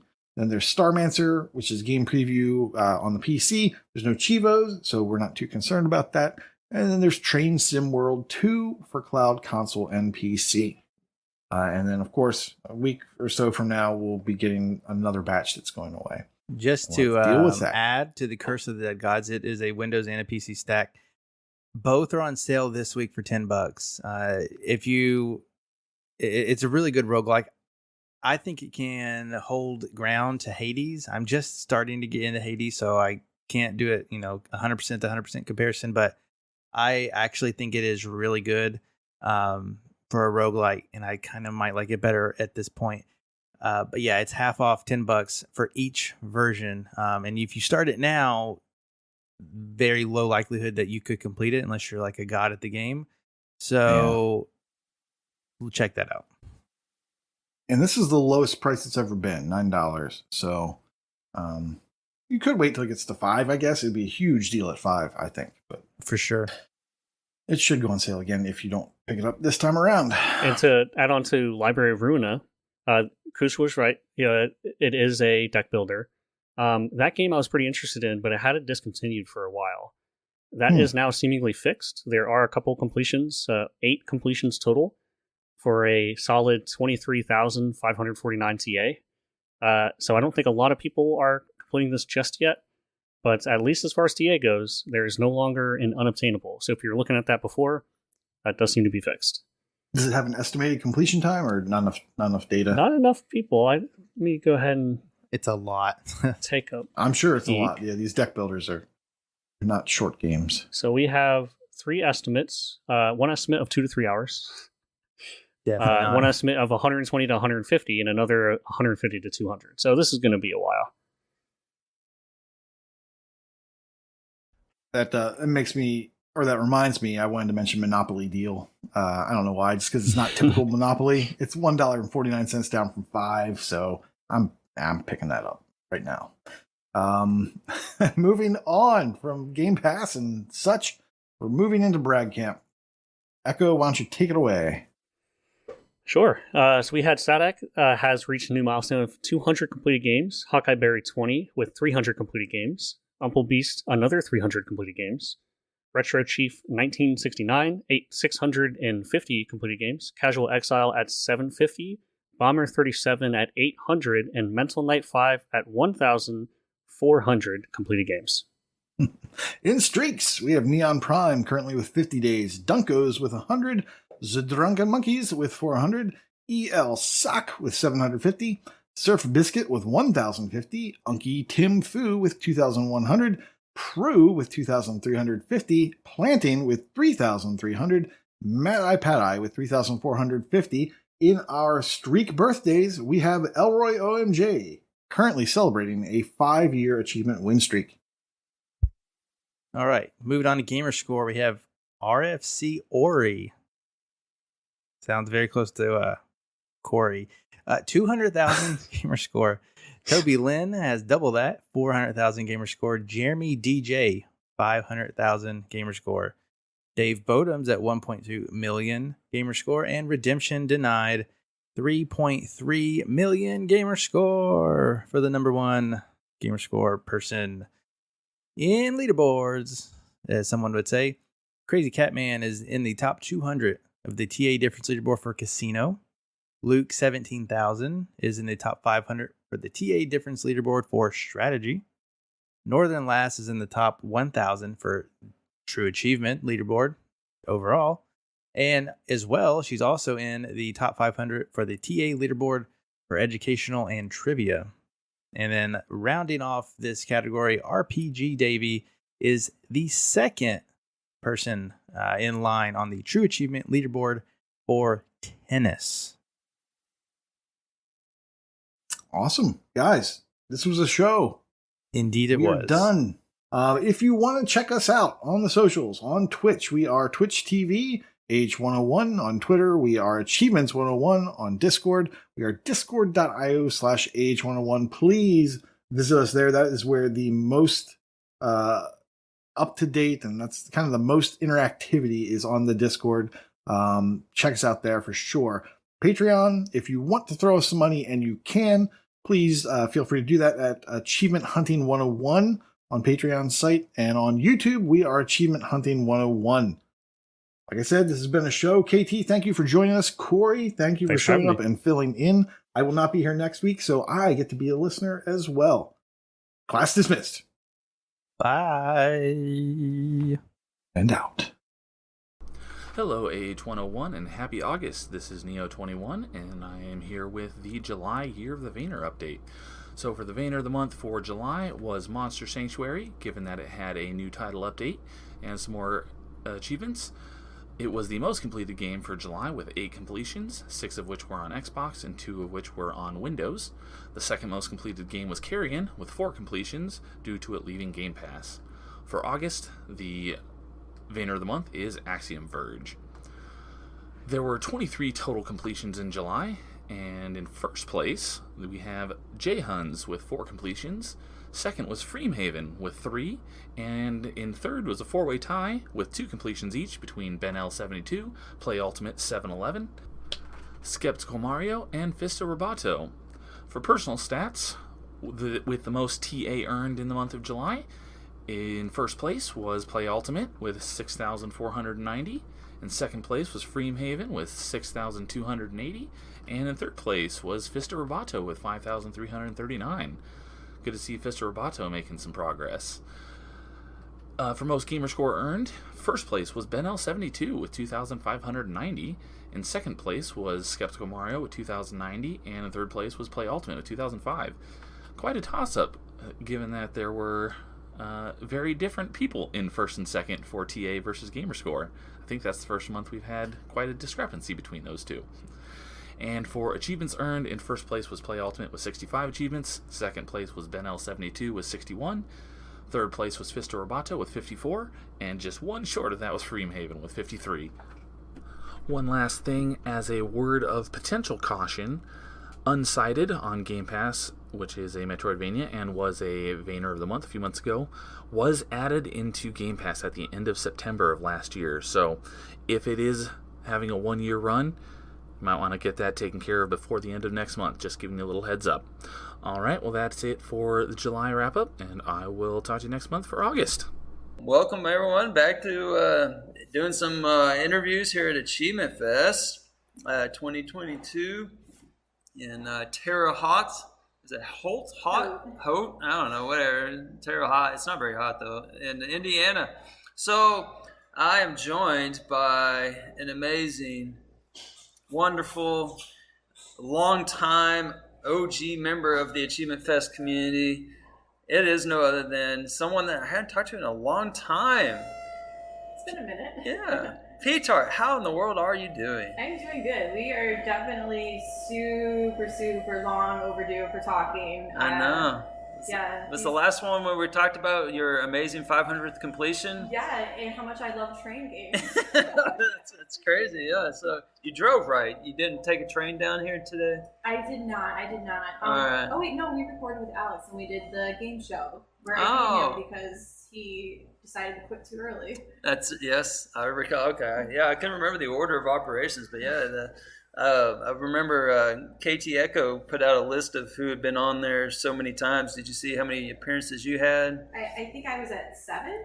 Okay, I think, yeah. I didn't realize I'd been on the podcast that much. There you go, man. Yeah, this is these interviews are gonna skew his stats, I think. I don't know. I think most of mine from when I did the book club for Oxenfree. Oh yeah, that's a good game. I love the music on that game. Oh, it was tremendous. Like, I'm glad that the book club forced me to play because it ended up being a really awesome game. Yeah. Do you know if they pursued they were supposed to do like a movie series on it, kind of like The Walking Dead. I don't know if anything materialized. I think it was like AMC was going to bought it or something and was going to do something with it. I don't know. I haven't looked it up in a while. But there's a lot of lore in there that would be pretty cool. So it would be interesting to see it as a movie. I feel like it would work well. Yeah, it's kind of an interesting one. Yeah, and the game's also pretty cool. I like the mechanic of where you're telling people what's going to happen, but when you see it, it tells you this gamer told you this advice, but it's kind of cryptic. That was really cool. That was next level. It was. It's like in retrospect, you're like, oh, it makes sense now, because you beat the game and then you're the one leaving the advice, and I'd like to see more of that. That's kind of cool. That was clever. Yeah, definitely. So anyhow, so here we are at Achievement Fest. So I feel like you should be interviewing me here. This is my first year, and you're like, kind of one of the faces. Would you be on the Mount Rushmore of the Achievement Fest? I wouldn't say the Mount Rushmore. I might be like on a plaque near the base, like a bench that looks kind of Mount Rushmore. Yeah, you're sponsored by Yeah, because I'm not in the. I think the all-time attendee group dropped from, or perfect attendance group went from 8 to 7 this year. I'm not in that group. Because Achievement Fest started in 2012. And then I've been every single year except for 2. All right. So I missed 2. And then obviously we missed 2. I hope you had a really good excuse. I did not. You just not feeling it those years. So I made some poor adult choices.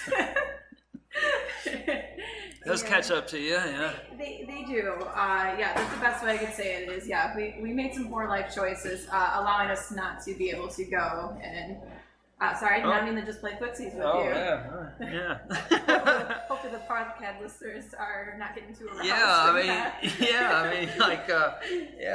I heard about you. Something about you were going to go around and something about touching and...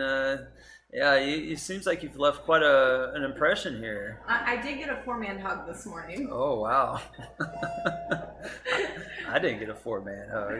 Yeah, that's special there. Tiles hugged me, as you've met him. He's like 6'7". He's a very large man, yeah. Yeah. So it started, he hugged me, so then therefore I couldn't see anything else. Next I know, there's just like 3 or 4 more bodies in there. And oh, wow. it just, yeah. That's... How would you rate the hug? Like, was it warm? Was it? Warm would be one accurate term to describe it. Yeah. So, but you're no stranger to the hug game yourself. You were offering free hugs through the Discord, were you not? Well, yeah. So traditionally, like everybody I greet, I'm a hugger. I'm a hugger too. Yeah. So everybody I meet gets a hug, regardless. Right. And so I had to ask ahead of time because I want to be sensitive to the COVID culture, and thankfully everybody here wanted hugs. Inedible. Wow, He actually allowed me to hug him, so... He came up in the last interview. Tell us about his beard. Oh, yeah, that is a glorious beard. It is. I've said he has the best beard here, and if only he would take the time to, give us a picture in the Discord or something. Maybe we could, You want a picture of just the beard? Yeah, just the beard. Oh, there is a picture of him in the Discord. With the beard? Yes, with the beard. Oh, okay. Someone did not crop out the beard. But yeah, that's glorious. So, we kind of got away with it. So, you went to the first. So, what brought you to the first Achievement Fest? Like, the now formerly 360 Voice community is where a lot of us game together. One of those smaller niche communities, kind of like Gamertag Nation, but like 1,000 times better. Oh wow! Hopefully 1,000, just 1,000. Hopefully GT and Eric's not listening to this. But we had a really fun group. Like we're always hosting creative competitions like Gamerscore and different events, and we just kind of really bonded. Boosting games together, kind of similar to the new Age 101, but Age 101 is much larger scale. Mm-hmm. But anyways, so Bozak, who owns the eBash video game center here in Terre Haute, Indiana, he's like, hey guys, I'll offer my LAN center if y'all want to come meet up, and that way we can exchange our 360 discs. Ooh, yeah. And and bring someone might bring a Japanese console. Oh, dun dun dun. I know. The PAL console didn't make an appearance in the second year. Okay.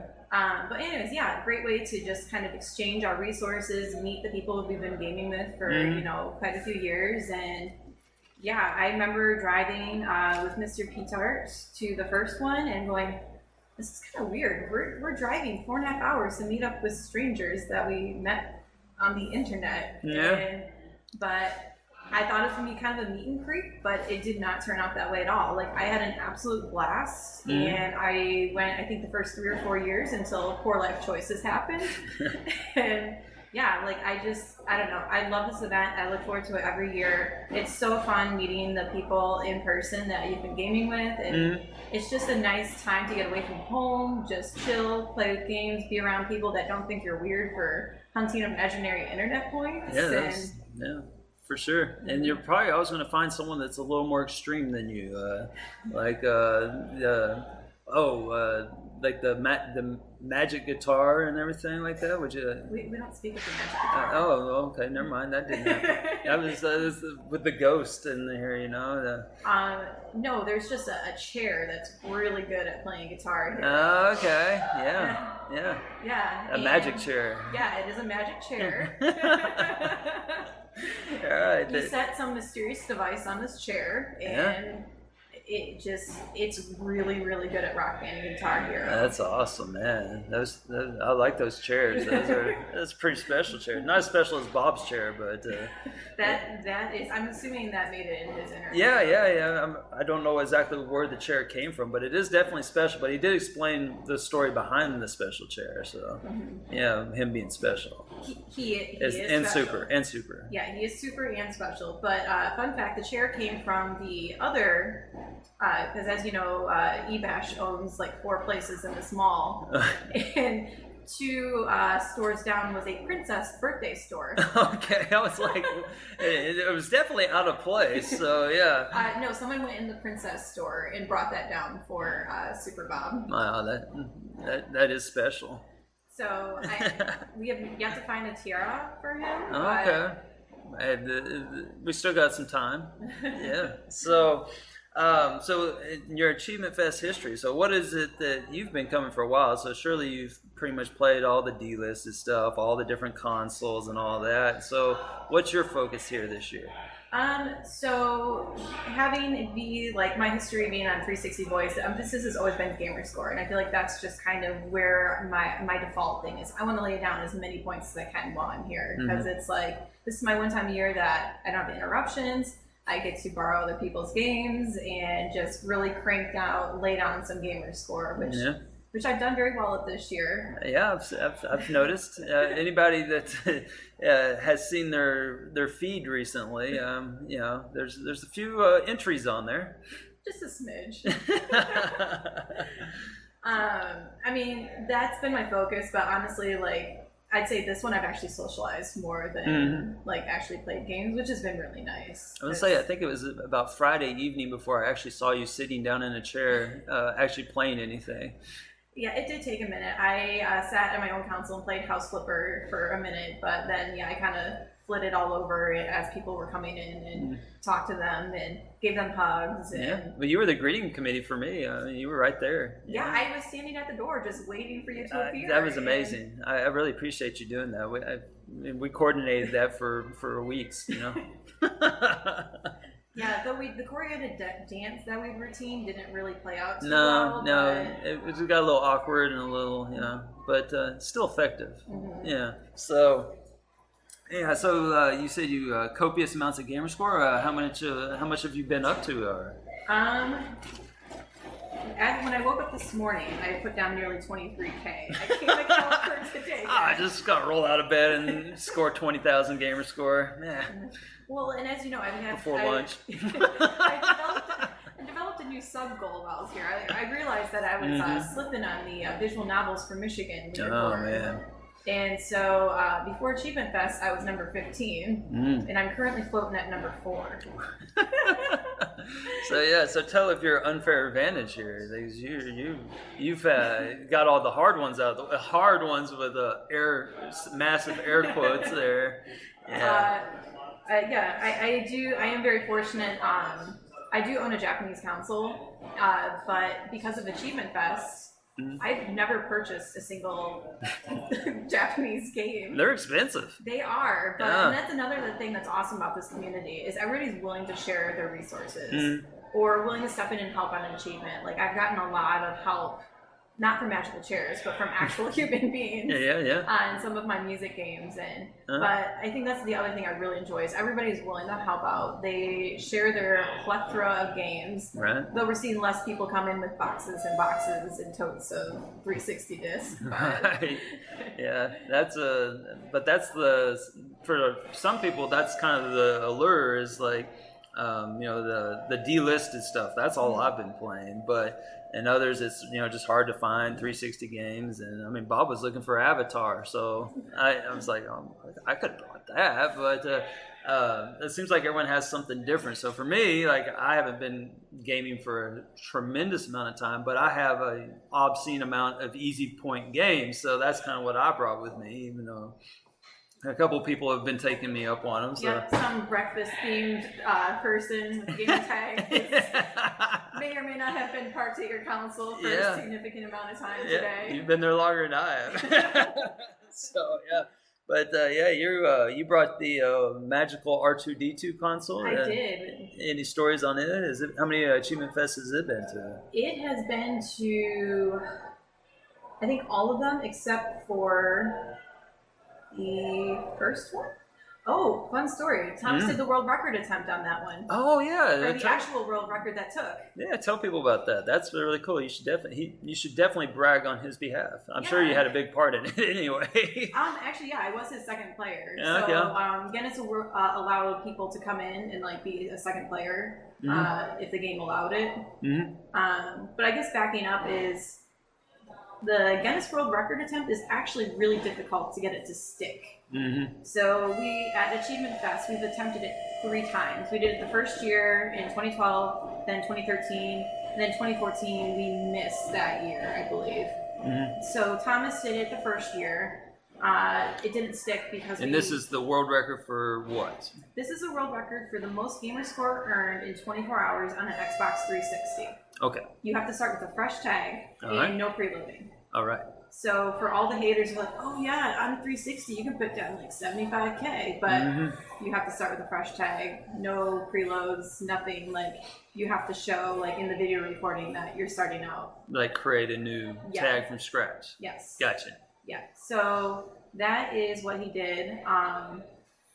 He did the first year actually scored 16K. Second year, for the record, he only did about 14, but that's the record that stuck. And if you look on the Guinness website, you'll find that Mr. Petart has the record for the most gamer score earned in on Xbox 360.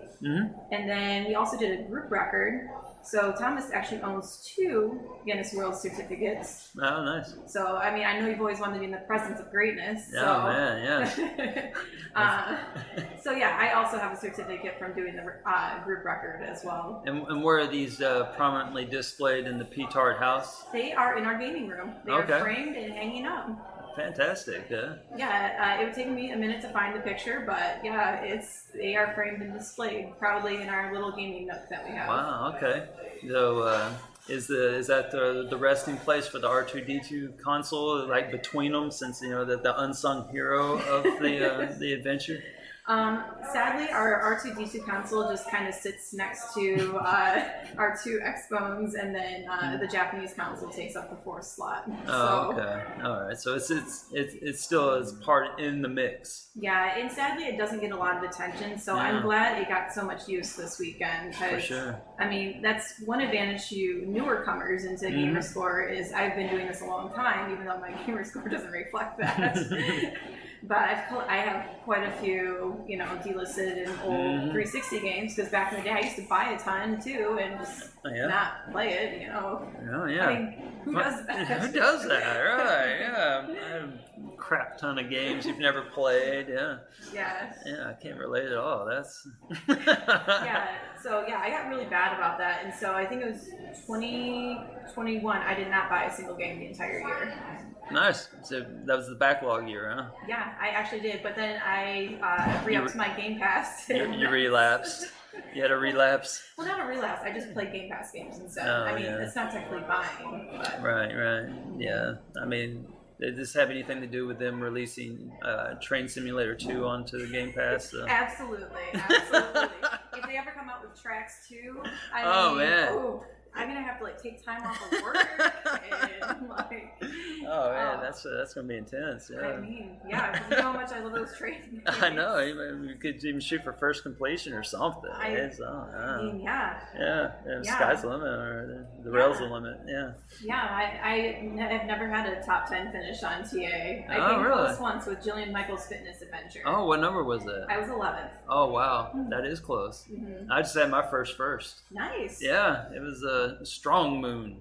Ooh. A beat 'em up, yeah. Oh. It's like a Mexican beat 'em up. Okay. Yeah, it's interesting. The opening cutscene. If you find yourself, in the presence of my console, theoretically in the next 24 hours, you could pull it up and just watch the opening cutscene. You won't get any achievement. Just watch the opening cutscene and you'll understand. Yeah, and that requires sound on your TV and your TV staying on for more than 30 seconds. Yes. It's fortunate that I have not spent any time at my console, because apparently I got the crap console that you can't turn on. It has no power button, and then it just flickers at you. And I think it's maybe related to the ghost in the fridge over here. I don't know. Yeah, I don't think we described to the listeners that we're sitting in an abandoned restaurant kitchen. We commented on that. Yeah, that's and this is not the norm, right? This is not the norm. This is our first time at the quote-unquote new location. Right. Ebash has been in the same location for 16 years. I got the history from Zach the first night he was here. Okay. If you ever guys want to find him, his gamer tag is Bozak with a K, because he spells his name with a K. Okay. Yes, he's one of those weirdos, but tremendous guy. But yeah, he came in. I'm sorry, he came in Wednesday night to greet us all, and they were in the old place for 16 years, and then obviously they sold and moved, and now he owns 4 spots, as I call locations here in the wonderful Terre Haute Center City Mall. No, yeah. And we're in an abandoned Bagger Dave's. Yeah, and next to the largest Spirit Halloween store I've ever seen in my life. Which is an abandoned Macy's. Yes, it's got the crappy Spirit Halloween banner draped across it, and it's like this ginormous building. But I do have good news for you about your TV. Thomas fixed it. Oh yeah, okay, there you go. Well, on all those hours I'm going to spend in it, not at all at the delisted console, or the PAL console, or the I've spent a fair share there. Yeah, that's yeah, but in your Achievement Fest history, if you were to narrow it down to, what is your most coveted achievement that you've attained in your Achievement Fest? The first one that comes to mind is the final countdown on Lego Rock Band. Okay. Courtesy of the magical chair. Yes.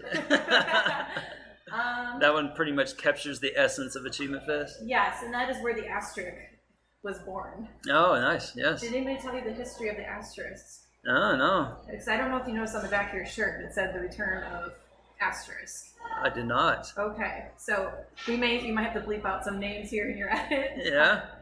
Back in the day, said magical chair came to Achievement Fest, and a bunch of us that was the last achievement we were missing in Lego Rock Band. Oh, okay. And so magical chair was able to assist, and there was a unnamed gamer on TA that got so angry that he, she, or they started putting asterisks and getting angry and saying those are all, we're a bunch of cheaters, that those aren't real completions. So he started asterisking everything that we completed at Achievement Fest. Oh, wow. So, yes, that is the official thing of Achievement Fest is a bunch of filthy cheaters of magical chairs. All right, according to some unnamed individual that's not at all, a sourpuss or anything like that. No, they haven't been active on TA in a while, but they used to be fairly prominent on there. And apparently they are a very purist gamer that doesn't believe in anybody assisting them in their achievements. And wow, that sounds like a them problem, does it not? I don't know who this person is, so I can badmouth them. I'll be nice and keep he, she, or they anonymous. Right, yeah. So I can tell you what country they're from. Oh, yeah? Oh, eh? Yeah. All right. That greatly limits down the population on TA. Yeah, that's it. Well, but there's a couple Canadians here, so I assume that it's not any of them. So no. It's even reduced further. So no, the magical. Sorry, excuse me. I almost said the other word. Yeah. The magical chair is owned by a Canadian. Yes, indeed, with quite an impressive collection, might I add. Yeah. So his bragging rights is he owns every single 360 physical and digital, with the exception of one digital game. One that just happened to be requested by an individual on the front end. I know he's been looking for it, but yeah, it drives him nuts that... Which game is that? I honestly don't remember. It's something very obscure. Well, being the number one person in terms of gamer score in the world in the genre of dodgeball, I had a few requests, one being Double D dodgeball, but another being Pirates versus Ninjas dodgeball. And turns out that was the one game that this gentleman does not have. Oh, it's a dodgeball game. Well, if we're talking about the same game, yeah, that's he does not have that one. Wow. And the search is on. There's a couple people in the community that have it, and I think he's in hot pursuit. So okay, yeah, so he wants to add it to his collection. He introduced something to me. I mean, again, I kind of came in during the Xbox One days, and apparently you can go into your 360 and like sign over the license to a game to somebody else? Yes. I'd never heard of such a thing. Yeah, you can do like a license transfer. I think it was like once or twice a year. Oh, okay. My knowledge is very rusty on this, and I only know this because of Thomas and I both having 360s and needing to share our games. Mm-hmm. You know, we were game sharing, back in the 360 days. Oh, yeah. Yeah, oh man, no wonder that person was so upset with you. I know. And I borrowed other people's games. Man, bless your soul. I know. I'm a filthy cheater. Yeah, so crazy. Mm-hmm. Yeah, you don't at all. So, you have those kids. Are they almost to the age where they can you can start your own homegrown achievement factory, or? So. The 1-year-old's completely out on that. He just picks up the remote and sticks in his mouth. So he probably could still get the completion in Race with Ryan. Well, he likes pressing the Xbox button. He has learned that he presses button. That's a bad habit. Yeah, he likes that it glows, and he knows when I take the batteries out. So, yeah, my 3-year-old can actually play a little bit of Paw Patrol. Because he's obsessed with Paw Patrol right now, like most 3-year-olds are. Okay. But he struggles with any the button prompts, but he can walk his dog around town. All right. He loves the mini games, especially the Sky one, where he just floats back and forth with the airplane, and he knows to press X to keep hitting replay, and he will sit there for a long time and just whatever floats his boat. But I do plan on introducing my boys to video games. It's a huge interest of both, me and my husband. And what if they just shove them away? Would you feel like you failed them as a mother if they just shunned video games and just went straight sports or something? I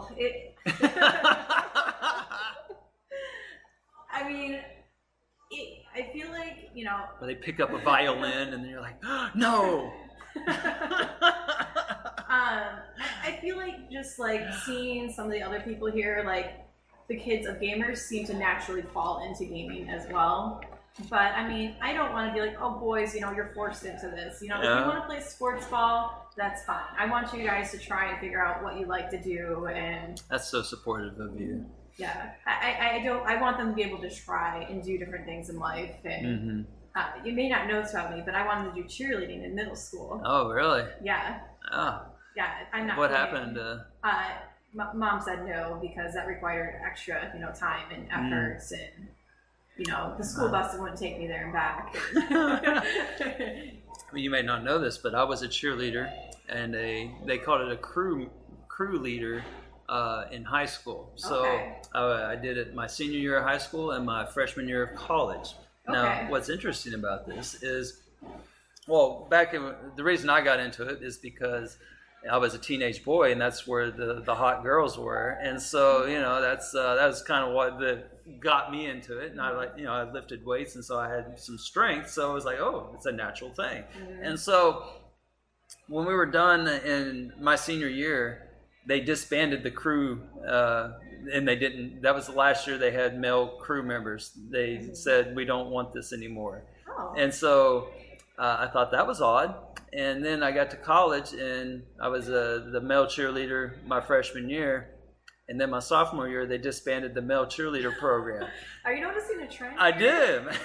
So I just find it hysterical in retrospect.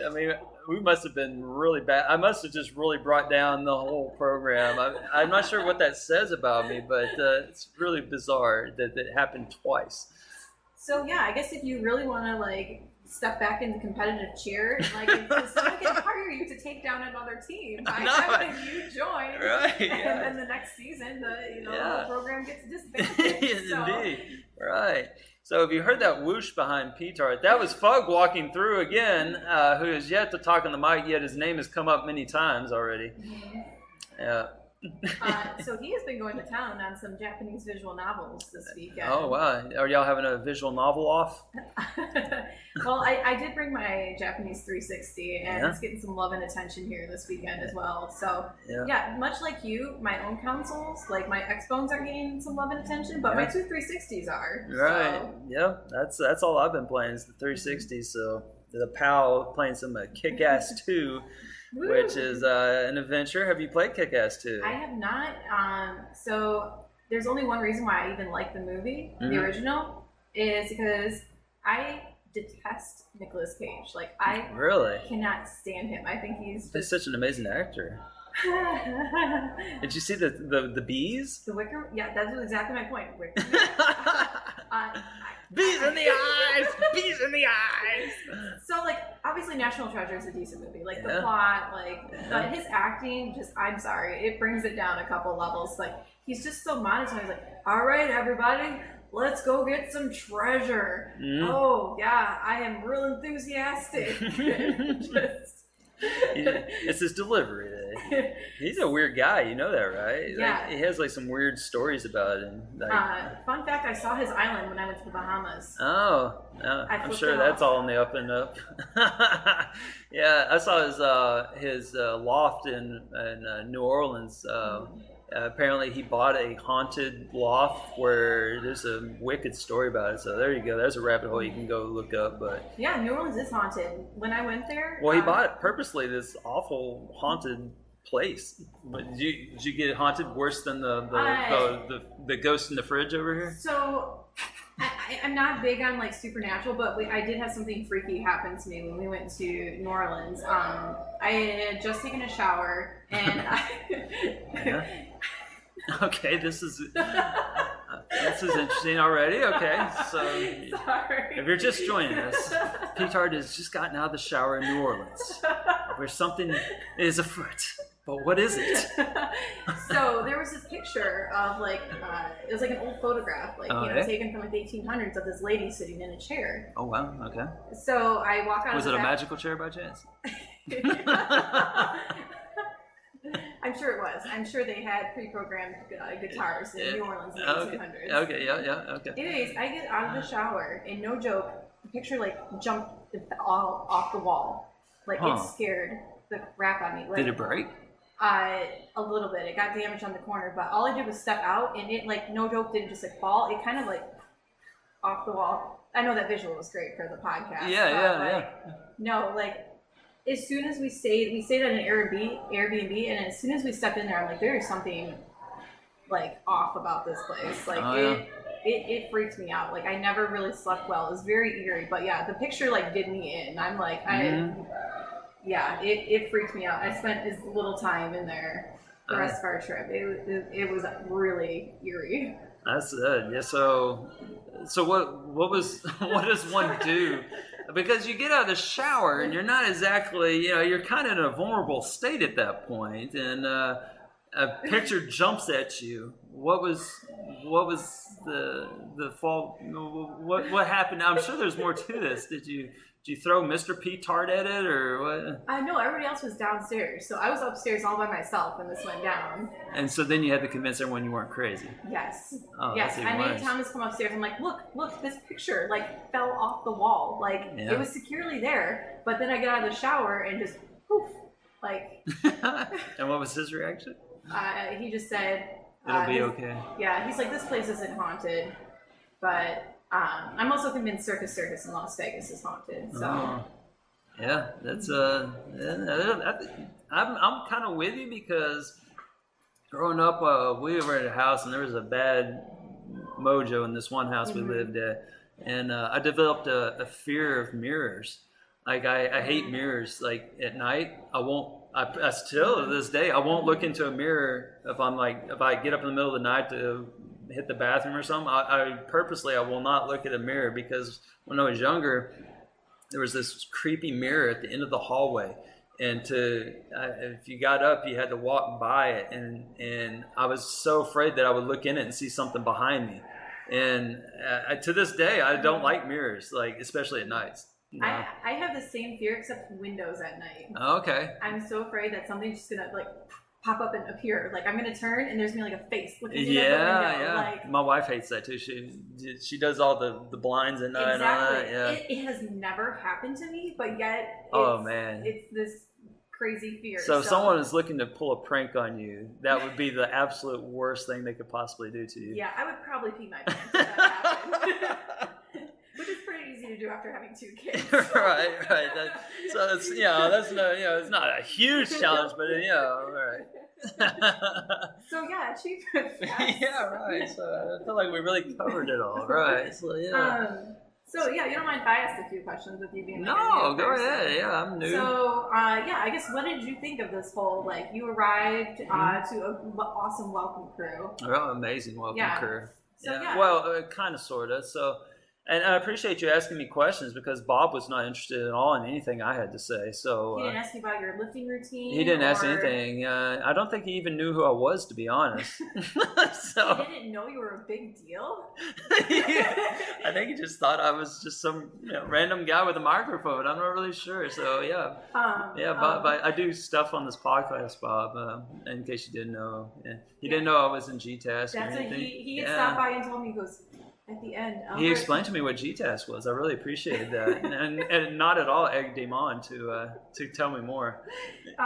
Before my interview, he told me, he's like, Elroy told me he did really well in GTask. I've heard of it a few times. Yeah. Oh, random thought about GTask. I know, like recently in your podcast with Indigo Toyota. That you just call him Toyota. Indigo. You just call him a turquoise Toyota. Is that a thing? I know Fufu called him that for a minute, okay. So, I didn't know. I haven't heard that. That's funny. Obviously Inigo Montoya because he was in The Princess Bride. Right. Even though dude looks straight up Fezzik, but whatever. Have you met him? Have you seen him? No. So what I was getting at is you had mentioned on the podcast like the prize being hoodies for GTask, like bragging rights. The golden hoodie. Yeah. So you haven't met anybody, but there is someone here. With the golden hoodie? Yes. Who's got the golden hoodie? Triple Triad. Oh yeah, he does. Yeah. Fantastic. I forgot to message him ahead of time to bring it because the very first achievement fest he wore his hoodie. I might have been sad. I might have been sad if I've been walked in and you've been right there with it on, and this glow off of it. And yeah, it's much like a golden fleece diaper. I mean, it's like... yeah, for sure. Yes. So, just a closing thought. Not closing thought, but to put something to bed. Inigo Montoya, he is like a ginormous individual. Like he's a big guy, and he has a booming voice, and he watches The Princess Bride. And he chooses Inigo Montoya as the person to use. He's a spitting image of Fezzik. I give him crap about that all the time. Anyway, I get to Achievement Fest. So yes, it was a very amazing welcome committee because I pulled up and there was no parking, nobody in the parking lot. And then I walked up to the building and the door was locked. And then I peered through the windows and there was nobody in there.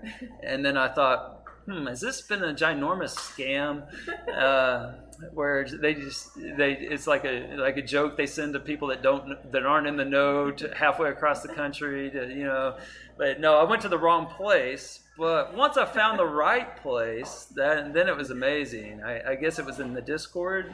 So according to the GPS, they haven't updated because they literally moved here like 2 or 3 weeks ago. And I'm saying moved in quote marks because I'm sure you can probably quickly describe the setup that we have here. It's a very impressive setup with, I've never reimagined a restaurant as a gaming bar type thing.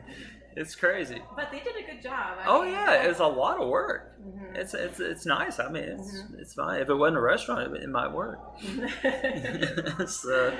Yeah. But they hadn't updated the address yet because obviously that wasn't like their top priority during the move because eBash is still technically not open. Like this was all set up for Achievement Fest. That's so cool that they did that. Yeah, and this is not the official home. It's actually 2 stores down. So I'm curious to see what it's going to look like in its finality next year. Right, yeah. Because this is going to be an actual restaurant. Mm-hmm. And then the next place is going to be axe throwing, and then Eat Bash. Nice. So you can get a workout next year. I know it. We're definitely doing some axe throwing. Yeah, you can maybe convince Zach to install a pull-up bar. And... I know. I should have brought one. I probably could have put one over there on that office over there. Yeah, it might be wide enough. I'm not sure, but yeah, I do miss it. I hope he's all right back home. But yeah, sorry to derail your story. Yeah, going to the abandoned E-Bash. You're right, indeed. So so I get to the right one, and then I walk in, and lo and behold, there's some individuals I actually know. You didn't recognize me right off the bat, I don't think. No, you were correct in your assessment. I was like mid-conversation. Yeah. I took that quick glance, and then 3 seconds later, my brain's like, Elroy. Yeah, there he is. Okay. And I was like, I think that's Peter. I can't remember. I'd actually seen I'd seen pictures of you because we've been, we talk in Discord and whatnot, But yeah, I was like, I was 95% sure it was you, but I was, that 5%, leads me to not want to run up to a stranger, somebody that might not be that person, and give them a big hug, and then you walk up and be like, be like, oh, that was awkward. You're like, oh yeah, whoops, that was Death Dealers. Yeah, Just hugged us. That was not P-Tart. I thought P-Tart would not be shoving me away from her. Right? So. But yeah, you and Triad, he's the one that I have to blame. I'm going to interview him at some point, but he's the one to blame. He's the one that invited me. I mean, some other people didn't invite me, but he invited me, and maybe it was just to rub it in my face that he has a golden hoodie and I don't. I'm not really sure yet. Yeah. But no, he's an awesome guy too. Oh yeah, he's generally like one of the nicest people I've ever met. Absolutely, yeah, I can see it. Yeah, he's a decent beard, but I mean, Dino Bull just dunks on everyone. Yeah, absolutely. I thought about growing a beard, but I just can't. Oh, next year you should totally get one and just hang on. Yeah, Dino Bull, you'd be like, "What's up, Dino Bull? Gotcha, I got you, bro." Yeah. So, but no, it's been great. Like for me, my focus has been just stuff that I can't do on my own consoles. Mm-hmm. So literally, I have played 0 minutes on my home console. I have anything I brought. It's been whoring itself out, though. Yeah, it's good. Yeah, it's we have a very open relationship, and I think it's definitely taking the time to explore those options in my absence. Yeah, they're yours. Rockers and Bugs and Triads consoles have gotten around. Oh, good, awesome. That's good. I'm glad that I was thinking, well, why did I even bring this at this point? But because I never think of myself as having like. You have a massive collection. Oh, I do have a massive collection, and I thought but I was thinking like. Achievement Fest, I was just thinking rare, see, I was in my mindset, which is stuff that you can't do at home. And so, for me, it's like, well, I could play these games anywhere. And so I forget that other people aren't going to just shell out thousands of dollars for a freaking Xbox One, $5 at a time or $8 at a time. Precisely. And that's where I reap the benefits Indeed. of someone who does that. Because, previous to Achievement Fest, our last time I played any Rats or Zits or anything quick was at the last Achievement Fest. Yeah. So, when you bring hey, I brought my giant pile of trash to share. Right. It is a giant pile. Yeah, for sure. So, I guess that's what I bring to the table is just crap games. So, and that's my niche. Like we were discussing earlier, people have different goals here at Achievement Fest. Some people literally just come to socialize. They might honestly earn a handful of achievements and call it a win. Yeah. And like you said, you're working on delisted and PAL stuff, and like I said, I personally like to lay down as much game score as I can, and now overtake whoever's #1 in Michigan on visual novels. Oh yeah, I'm sure you don't know that person's name at all. Oh, unfortunately, I'd have to look it up. I was wrong on Lord Kevin. Oh, Lord Kevin, she was coming for you, and you might not even been the right target. Mm-hmm. Yeah, I found him. It is Bonacook? Oh, Bonacook, yeah. Bone E Cook. Okay, with those K's again. Those crazy people with those K's. Mm-hmm. Bonacook. All right. Yeah, I've never heard of him, but apparently he is #1 in Michigan with visual novels. For by the time this airs, it's not. But I'm sure he's a regular podcast listener, and I'm sure I just, lay the smack down. He's gonna light fire under his butt and make it competitive. And he'll come to Achievement Fest next year, so he can get his hands on all those Japanese visual novels, and be like, dang it, I gotta come to Achievement Fest now. Yeah. Except he would be literally playing maybe only 2 or 3 of them, because the advantage I have over him is I've done all the long visual novels, like the 8 to 10s, the 10 to 15s, even a couple 20 to 25s. That's a lot of Achievement Fest. Yeah, very little tad too. But no, I played those at home, thankfully. I didn't spend Achievement Fest working on those. So okay. Yeah, so I guess with you being a new timer, so yeah, I guess first impressions. Did anybody when you met them in person, were they much different than you're expecting, or it's so funny that you asked me that. I asked Bob the same question, and Bob, he didn't want to throw anybody under the bus, except for Fug for looking old. And so that's let's see. Well, for me, I've seen a lot of pictures and stuff, in the Discords and stuff. So I knew what a lot of people look like. Let's see. Trying to think of any interesting. I mean, I guess Dino Bull. I feel like I've talked about Dino Bull nonstop, but I didn't know. I hadn't seen a picture of Dino Bull. I didn't know what he kind of looked like. I know he was my Kentucky brother, but he's awesome. I described him to individuals who the reference was lost on, but I described him as kind of a southern version of the Dude off of The Big Lebowski. And unfortunately, it fell on deaf ears, did it not? It did. Yeah. But I think, I don't know. I think that was the one that really stuck out to me. So he caught me by surprise too. At first, I was like, but then when I thought about him, I think knowing kind of just his demeanor and everything else, it fits. It works. Yeah. It's cool, man. It's funny to. I've spent some time when we played X-Men together last night, and that was fun. Yeah, but he took a bus here.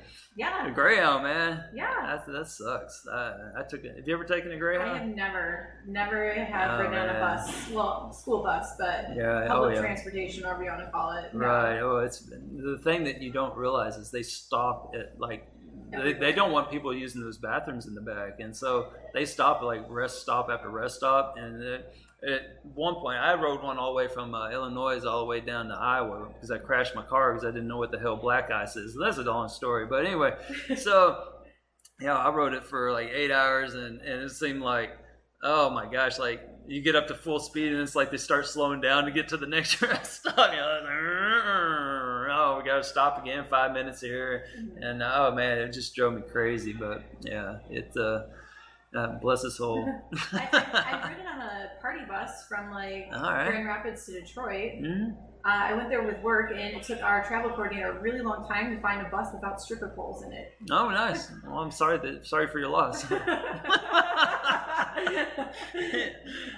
Shoot. Yeah, that's the only one I could think of off the top of my head, and everyone else, I guess knew. I knew what you looked like, ish. It had been a while since we had talked, but that's about it, I guess. But there's a lot of people from the AH101 community here.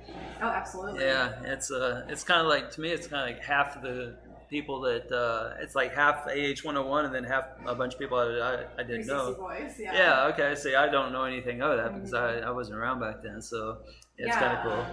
Fug and I were actually talking about that earlier because the way it's set up right now is it's a literal wall. One side is 360 voice and the other side is AH101. Oh, is that, okay. I kind of picked up on that. Yeah. Yeah. I just didn't know what the other side is. And so he's like, you're the weird person who's in both groups. Yeah, I guess. Yeah. That's okay. Because I've known this 360 voice crew for probably close to 15 years. Yeah. But after that died, I lost my community, and that's why I got so sucked into AH101 is I found my new 360 voice, my new home. I love hanging out with you guys, and it's been. Obviously I've been absent a lot more recently due to more children and work demands and life and mostly children. But you know what I think I speak for everyone. You know what we really miss We really missed you commenting on every one of our damn achievements with the word pretty. Yeah, when can we expect that to return? Well, if you all want to supplement my income and I can just, stay at home and write pretty all day. But that speaks to the change, like the evolution in the gaming community. Because back in the day, I wasn't writing as much because people weren't getting as many milestones, as quick of completions. There's not a rat and a chili dog and a zit coming out each week. Every day. Yeah, exactly. So, for me to even keep up with it now, it would be like a part-time job. It would be, yeah. And the problem, set up a bot. it becomes viral at that point because other people see it on their friend feed. Right. And when I'm super active doing it, I'm getting 5 or 6 more friend requests a day, and it just keeps really keeps growing. And you've created this monster. Exactly, and but yeah, sadly, I don't even log into TA very much anymore. I miss all those free giveaways. I try to log in each day to enter them. I didn't even know there was free giveaways each day. That's right, you don't know how to use TA. Are you serious? They give away stuff every day? Yeah. I had no idea, seriously. Are you a pro member? Yeah. Oh. Yeah, you enter to win a game each day on TA. Where? It even announces and tells you. Really? Yes. All right. See, you come to Achievement Fest, you learn so many new things. This is great. So. Oh yeah, my feed is too full to show you. But yeah, that's probably why you didn't see it. Is you get so many milestone notifications. Okay, and it just says register here for a free game or something. Yeah. Okay. Yeah. I'll have to check. Yeah, I assure you, this is a real thing. Okay. I don't know if you're messing with me like super Bobish or Yeah, just I'm gonna tell you, Achievement Fest is at that old abandoned one. Right, yeah. Or we're all going to this restaurant and go to another one. Yeah, I think didn't that happen to someone that went to the wrong Mexican restaurant or something? Oh yeah, that happened this time. So in this wonderful home of Terre Haute, Indiana, with its rich culture. There's actually more than one Mexican restaurant. So there is the Hacienda and the Hacienda Real or Real, or the Real Hacienda, depending on. Yeah. So we had some folks accidentally go to the Hacienda, but the last, since 2012, every Thursday night we have gone to the Real Hacienda for specifically fishbowl margaritas. Oh yeah. Did you? They didn't have any left because they said somebody came in earlier and ordered one the size of their head. So they was like, no, we don't have any of those anymore. Sorry, senor. Man. I think you were unfortunate to witness my state after said fishbowl margarita. You've bounced back nicely on day 2. Yeah. Yeah. You should ask Rocker about his first impression meeting me because the first time I met him was after said mark. Oh yeah, I guess that would have timed up pretty close. Yeah. Did you trip and fall on him or something? No, he said I told him about 5 or 6 times that I had a margarita. Oh, okay. And then he said I blathered on about simulated shit games. Yeah. This was a little hazy, so I'm going to take his word for it that that's what I did. Okay. And I gave him a hug. So. Yeah. Okay. Yeah. And then he smelled like alcohol for no wonder. Okay. I got you. Eventually, I returned to the land of the living. All right. So. But I was mildly intoxicating playing Butterfly and Butterfly 2. I mean, you're coming out of the natural high there. And didn't you play those out of order? I did. Why? I mean, I was so gravely disappointed. You didn't understand anything in Butterfly 2. I mean, no, it just didn't make sense. Right. But then, that story, the Butterfly backstory is where's that? Tearjerker. Absolute riveting masterpiece of writing, and it just. And they keep supporting the community by coming out with new DLC in the form of new achievements. It's just so people to get you back in. So that's fantastic. But I guess with being a newcomer, what's been your overall impression? Is this what you pictured in your mind? I mean, I know you weren't picturing meeting in an abandoned Bagger Dave's, but it's been pretty cool because again, I came up thinking I wanted to basically just play stuff I couldn't. So that's all here. Like there's all kinds of stuff. Like there's a couple of holes here and there, but we pulled together, Pirates versus Ninja Dodgeball, and I need to find a second copy of Double D Dodgeball, unfortunately, because half the achievements are multiplayer.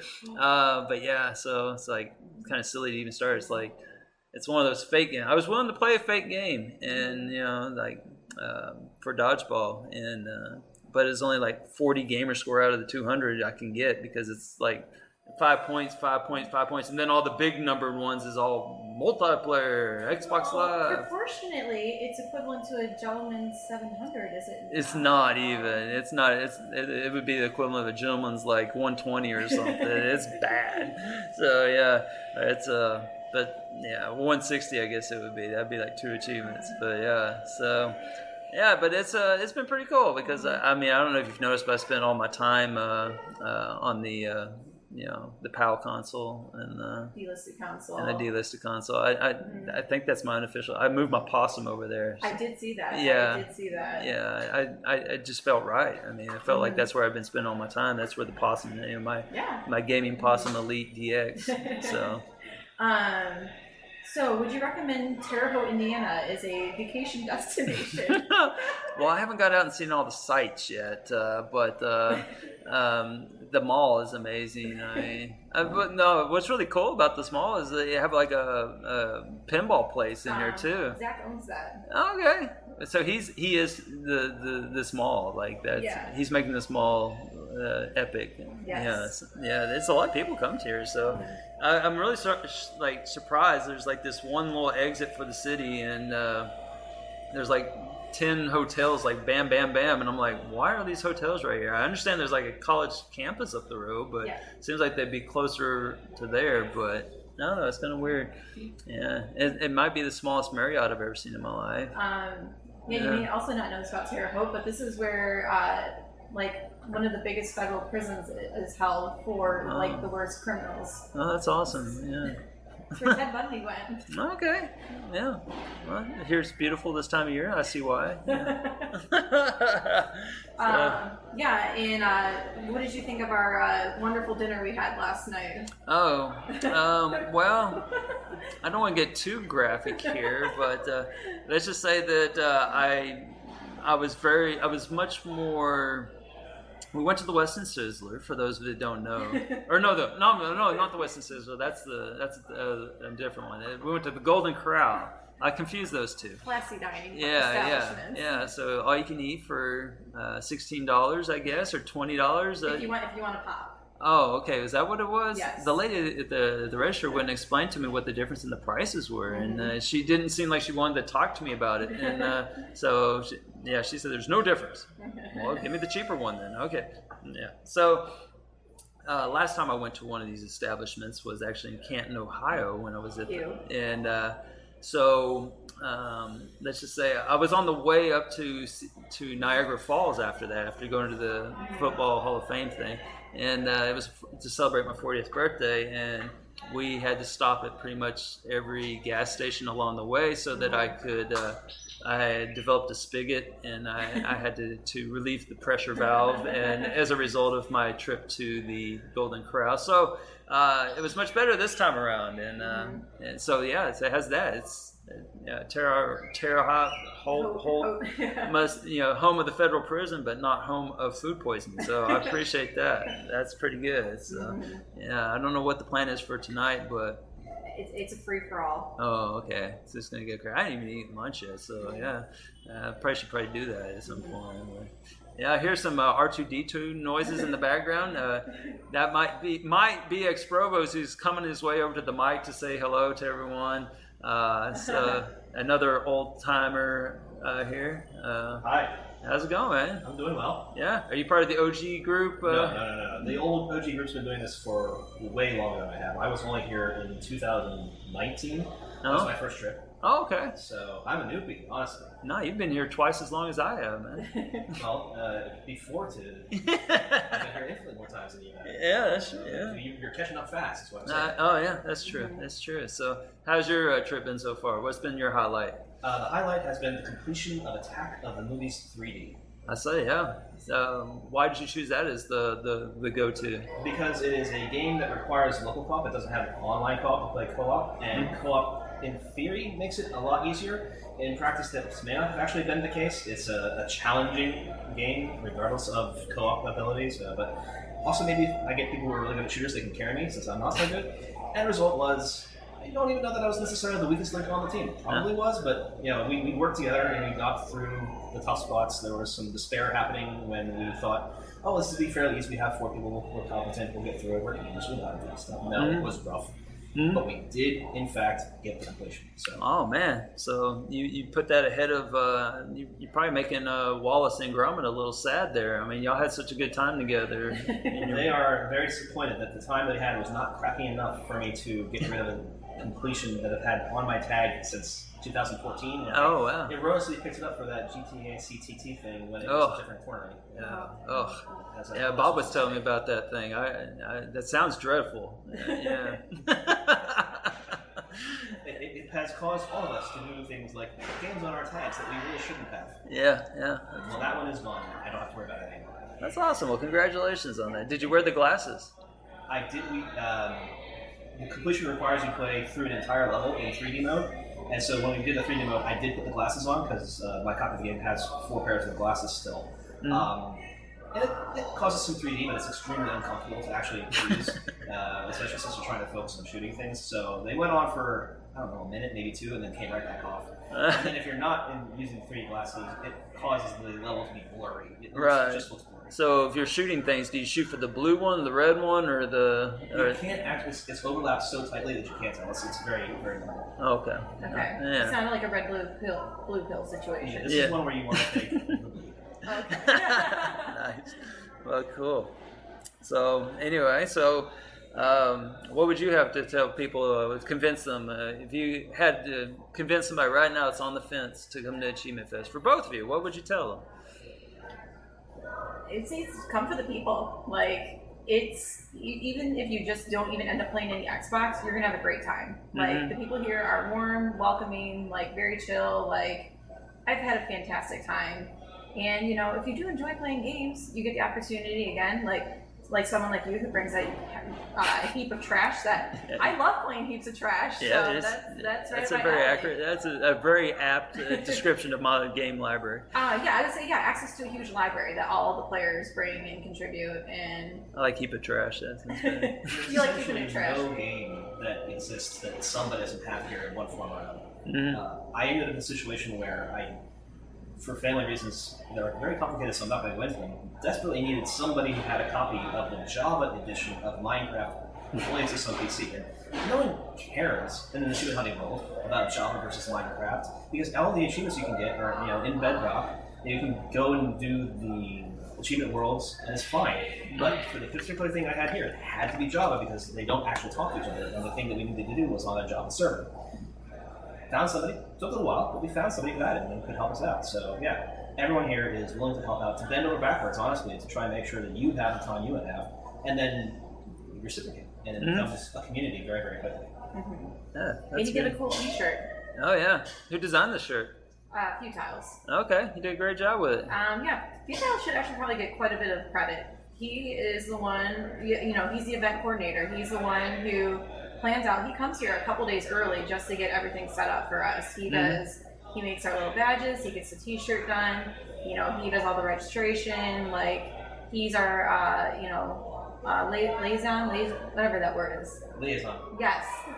To eBash, and he does a lot of prep work to make this event happen. So. Yeah, a lot of kudos to Futiles for all the work he puts in. That is a lot of work to do just to have people come in here and play Power Wash. Yeah. He's doing it as an education. He clearly loves it, but he's putting in so much work for it so that everyone else can have a good time. And I think it's so that he can also, really chill out the next week. And so he puts in so much effort, and this wouldn't exist without him. And he really does go above and beyond to make sure it's not just good for everyone, but here, that when we go out to the meal places, the restaurants are prepared and know that a big group is coming, get us seated in the right place, and he takes care of everybody. Yeah, he's done a really good job. It's been very well organized, I must say that. So, let's see how the final challenge is getting everybody in the picture. Yeah. As a photographer for your book, I know what that entails, and I am not going to say a word. I'm sure you're so sad that we're not doing individual portraits where we each put in a cool little thing about ourselves. Oh yeah. You've seen your quote. Oh gosh, yeah. You want to get that after you've been here for 4 years, though. So. Oh yeah. So we got off the hook this year. Yeah. So So what's with the power washing? I don't know. I'm with Kenny. Kenny likes simulator games. I like simulator games. I started Power Wash Simulator for my stream recently, and I said, all right, it's another simulator game. It'll be fine. Everyone seems to be enjoying it. Oh, this one just doesn't. Oh, so you started this? I started it, yeah, but I didn't play it here. I was not playing it too much. Okay. Beforehand. But I'm with Kenny. I just don't think that it is as gripping as the other simulator games. I can play this, or I can play House Flipper. I'd much rather play House Flipper. Now maybe my tune will change as I play more. I've only played 2 or 3 hours of Power Simulator, which has been multiplied by, I don't know, a factor of 1,000 here. So it's clearly gripping other people. So maybe we'll get me more later on. Yeah, it's I didn't think it was possible for the youngsters to play anything other than Minecraft, but oh my god, you walk by there, it's just it's more than the youngsters. It was literally I know, it's spread all the way across. So yeah, I don't know what it is. It's very chill. A lot of people describe the game as cathartic. Yeah. And yeah, like literally half this place is playing Power Wash Simulator. Some are even playing it co-op. They have all these games at their fingertips. To each their own. So, well, that's cool. Well, anyhow, I guess we should probably wrap this up. So, any closing thoughts for folks? I would say come to Achievement Fest. Yeah, if you want to come prepared, maybe bring some water, snacks, batteries, remotes. Hard drives. Yeah. If you're going to plan to use a 360, put your profile on a stick. Yeah, that's a really good advice. Downloading the profile takes forever on a 360, especially for a large profile, as many of us do. Yeah. 360s are just not set up for people who aren't as many achievements as we do. Downloading anything in a group setting like this, even though it's effectively a large LAN party and the internet connection is strong, you have 40 plus people all trying to download something at once. The internet gets taxed, so the less of that you have to download here, the better. So we are now joined by world record holder Mr. Peachart, and who is stealing all of my interviewers. What? I did nothing. Oh man.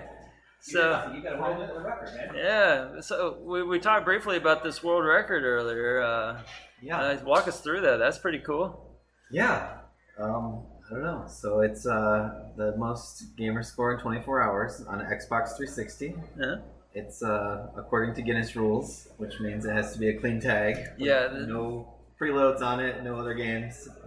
Yeah. So what did you come up with that yourself to go for that? I didn't actually. The first year that Achievement Fest happened, whoever the organizers decided to go for some Guinness records, and so it was kind of their idea, but me being a competitive person decided I'm gonna go for it. So I kind of took about 6 months beforehand, made a plan of all the quickest achievements to get, not necessarily full completions, but just whatever you can do to get a quick 100 points in this game, 100 points in that game, which back in 2012, 2013 was a lot more difficult than it is today. Right, nowadays, Lord mercy, imagine if you 24 hours, I imagine for like the Xbox, God, you probably put at least 100 something thousand. Oh yeah, definitely. Least, yeah. So did you take advantage of the Japanese consoles and all that? I did not. So we couldn't do that because it had to be, that was part of the Guinness rules as well, is that it had to be on one console. You couldn't be swapping out consoles all day, because we had to have video of it and everything like that so they could actually see what was going on. And so yeah, we had to do it on one console.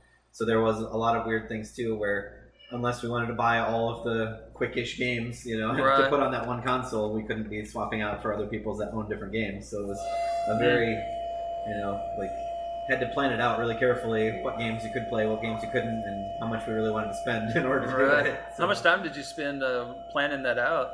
Like I said, I spent about 6 months beforehand. I mean, that's awesome. Really planning out everything, playing the games so that I could figure out, because some people would be like, oh, you can get 200 points really quick in this game, and I'd play it for 7 hours and couldn't get the 200 points, because it's based on skill level. So it was so that was where I definitely made a lot of effort to hone my skills in certain games to make sure, okay, I'm up to snuff to actually be able to do this in this game. That's really cool. So Yeah, so tell us about the shrine at home where the certificates are. I heard that it was... The shrine, well, yeah, in our little gaming corner with our Xboxes and TVs, yeah, we do have our certificates mounted because we also did a group record that year. So there's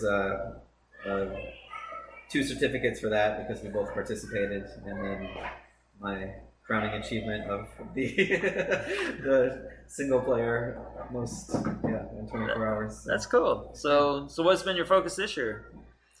Just hanging out for the most part. Yeah. Like I usually come in with a big plan of like a goal of how much gamer score I want to get, and this year I was like, I'm tired. I have 2 little kids at home, and I just wanted to get away and hang out with people and play some video games. So that's cool, man. That's there's been a lot of that. So you've just been kind of socializing, just floating around. Yeah. I got to meet a lot of people from the AH1 community. Or AH101 community. So you more of the, what is that other group? The 360 Voice? Is that the it? 360 Voice group. Yeah. So I've known them for a decade, for the most part. But yeah, it's nice getting to meet new people and getting to put faces to gamer tags and things like that. Normally wouldn't be able to. So. That's cool. So. Yeah, so any plans for the remainder? You got any games in mind that you're going to hit? I think we're still supposed to do Doom Please don't 2. say, I was going to say, please don't say Power Wash. No, I'll play that when I get home, definitely. But no, we're supposed to do Doom 2, 4-player Nightmare mode. Okay. So, one group's already done that. We did Doom 1 yesterday. Oh, okay. And so we're doing Doom 2 today if we have the energy and strength to get through it. Who's the crew for that? Who all was on that? Harmon. Harmon, myself, Death and Glory, who's supposedly the ringer at Doom. Okay. Don't tell him I said this, but he didn't seem to know how to get past the last 3 or 4 levels, like he'd never seen them before. So I don't know how good he really is. That's what he wants. That's what he wants you to think. That's what a true ringer will make you think, right? And Freaky Row. You want to Oh yeah, Freaky Row. Oh, Freaky. Yeah. All right. So the supernatural. Have you ever had any supernatural experiences where things fall off walls or anything? This sounds like a loaded question, but yeah, kind of. I mean, we went to New Orleans where everything is haunted and definitely had some things falling off walls there. Yeah, I heard stories of this. Yeah. I heard you came in, you heard the crash and you came in to defend and you had I grabbed whatever was nearby. Yeah, and you were ready to whoop some ass and you cleared the room and scooped your wife over and threw her over your shoulder and exactly took her to happened. Yeah, you say that for sure. Tall fell off.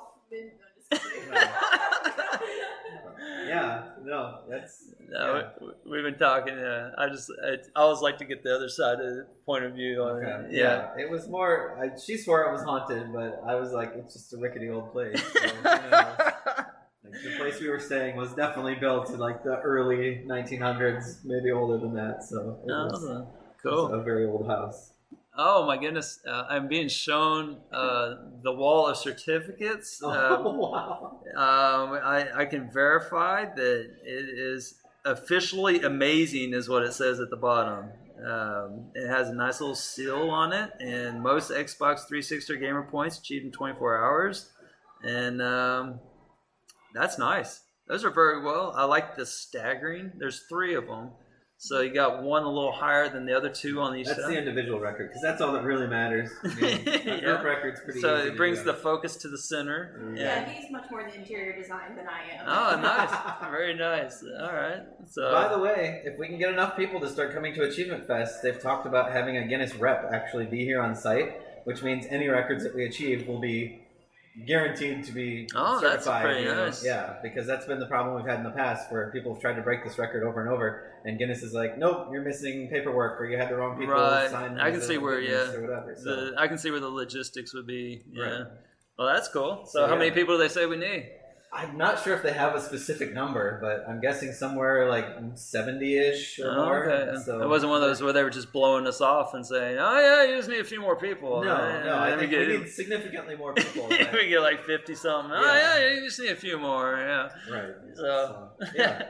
But it would be cool because then we could come up with a bunch of different ideas for different records, and Yeah. Just have a bunch of people going for them and knocking them out during the weekend. That would be cool. And then maybe have like a presentation ceremony at the end, like on Sunday. Yeah, I don't know. Add that into the mix. That would be cool. Yeah. So, dress up, black tie fair. Black tie fair. Yeah. Yeah. So bring your tuxes. Yeah. Well, cool, man. So anything, I've asked everyone, is there anything you would say to anybody that is on the fence about coming to Achievement Fest? What would you say to push them over the edge? I guess don't be afraid. I mean, that's kind of probably what would have held me back if it weren't for P-Tart, like dragging me along the first time, because, I'm not necessarily the most social person, but it's like, I don't know, once you get here, everyone's totally cool, and, we'll welcome you in with open arms. Right. There's definitely not an air of stranger danger, or I hear that, axe murderers are very much not prevalent in the gaming community. Yeah, just in this abandoned kitchen that we're recording. You hear the victim wooing in the last victim in the refrigerator, though. Yeah. But thank both of you for taking some time out of your busy gaming schedule. Y'all have been probably put up about 100,000 worth of gamer score between the two of you. Between the two of us, pretty close. Yeah, y'all are hitting it hard. So I got to return back to your trash heap. My trash heap, I love that. Yeah. I just picture maybe I should put the possum back there. I mean, it is truly a trash heap. So yeah, and my gaming possum. So, but thanks for joining me, and we'll just catch you next time. Yeah, thank you. This is fun. Yeah. All right. Thanks, everybody.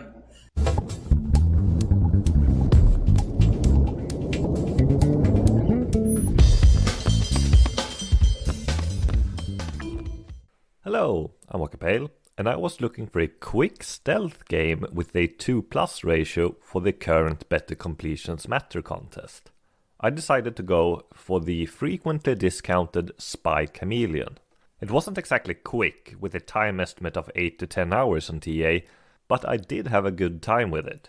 In Spy Chameleon, you play as a chameleon sneaking through various locations with a throwaway objective. The game does not really have a story, just 75 levels for you to sneak through, or more accurately dash through before you are detected by robots, flies, fish, or whatever else can spot you, which immediately fails your mission. While the game keeps throwing new game mechanics at you throughout its 75 levels, your only offensive capability is eating flies which appear very late in the game. Instead, you have to avoid the enemy's vision cones. The game is high-paced for a stealth game, mainly because there are no noise mechanics to deal with. As a chameleon, you can change colors matching the standard Xbox controller buttons, green, red, yellow and blue, to blend into your environments. But that mechanic is used surprisingly little throughout the game.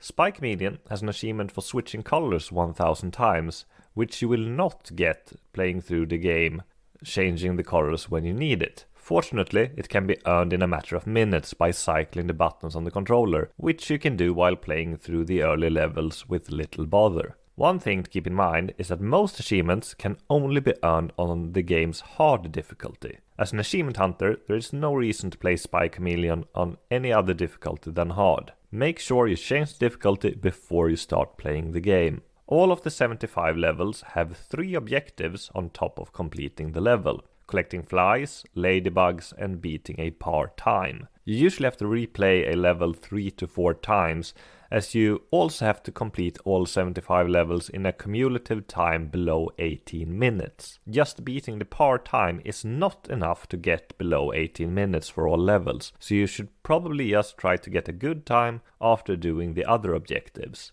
Unfortunately, you cannot see your cumulative time until you have completed all of the game's levels. Each level has a leaderboard which is full of AH101 community members, many of whom has completed the game, whose times you can use as benchmarks for what times you should aim for. There are a few level-specific achievements you might miss if you play through the levels without looking at the achievement list, but as there is level select, and almost every single level can be beaten in 30 seconds, it is not much bother to do them after completing the rest of the game. The levels are mostly intuitive, though there are a few levels which you might want to look up a guide for a fast time. All of the collectibles are easily found and tracked on the level select screen. Playing on a Series X, the load times are practically non-existent, with the exception of booting up the game, making it easy to just give it another go if a level proves troublesome. Spy Chameleon has 30 achievements worth 1000 game score and almost 2400 TGA, and a time estimate of 8 to 10 hours. It's not a trivial completion, but not a very difficult one, and while certainly a stealth game, the bite-sized levels encourages speed before slow and careful movements. $9.99 is not a bad price for it, but chances are you've already picked it up as it has been deeply discounted many times since its release in 2015. Have a nice day, everyone!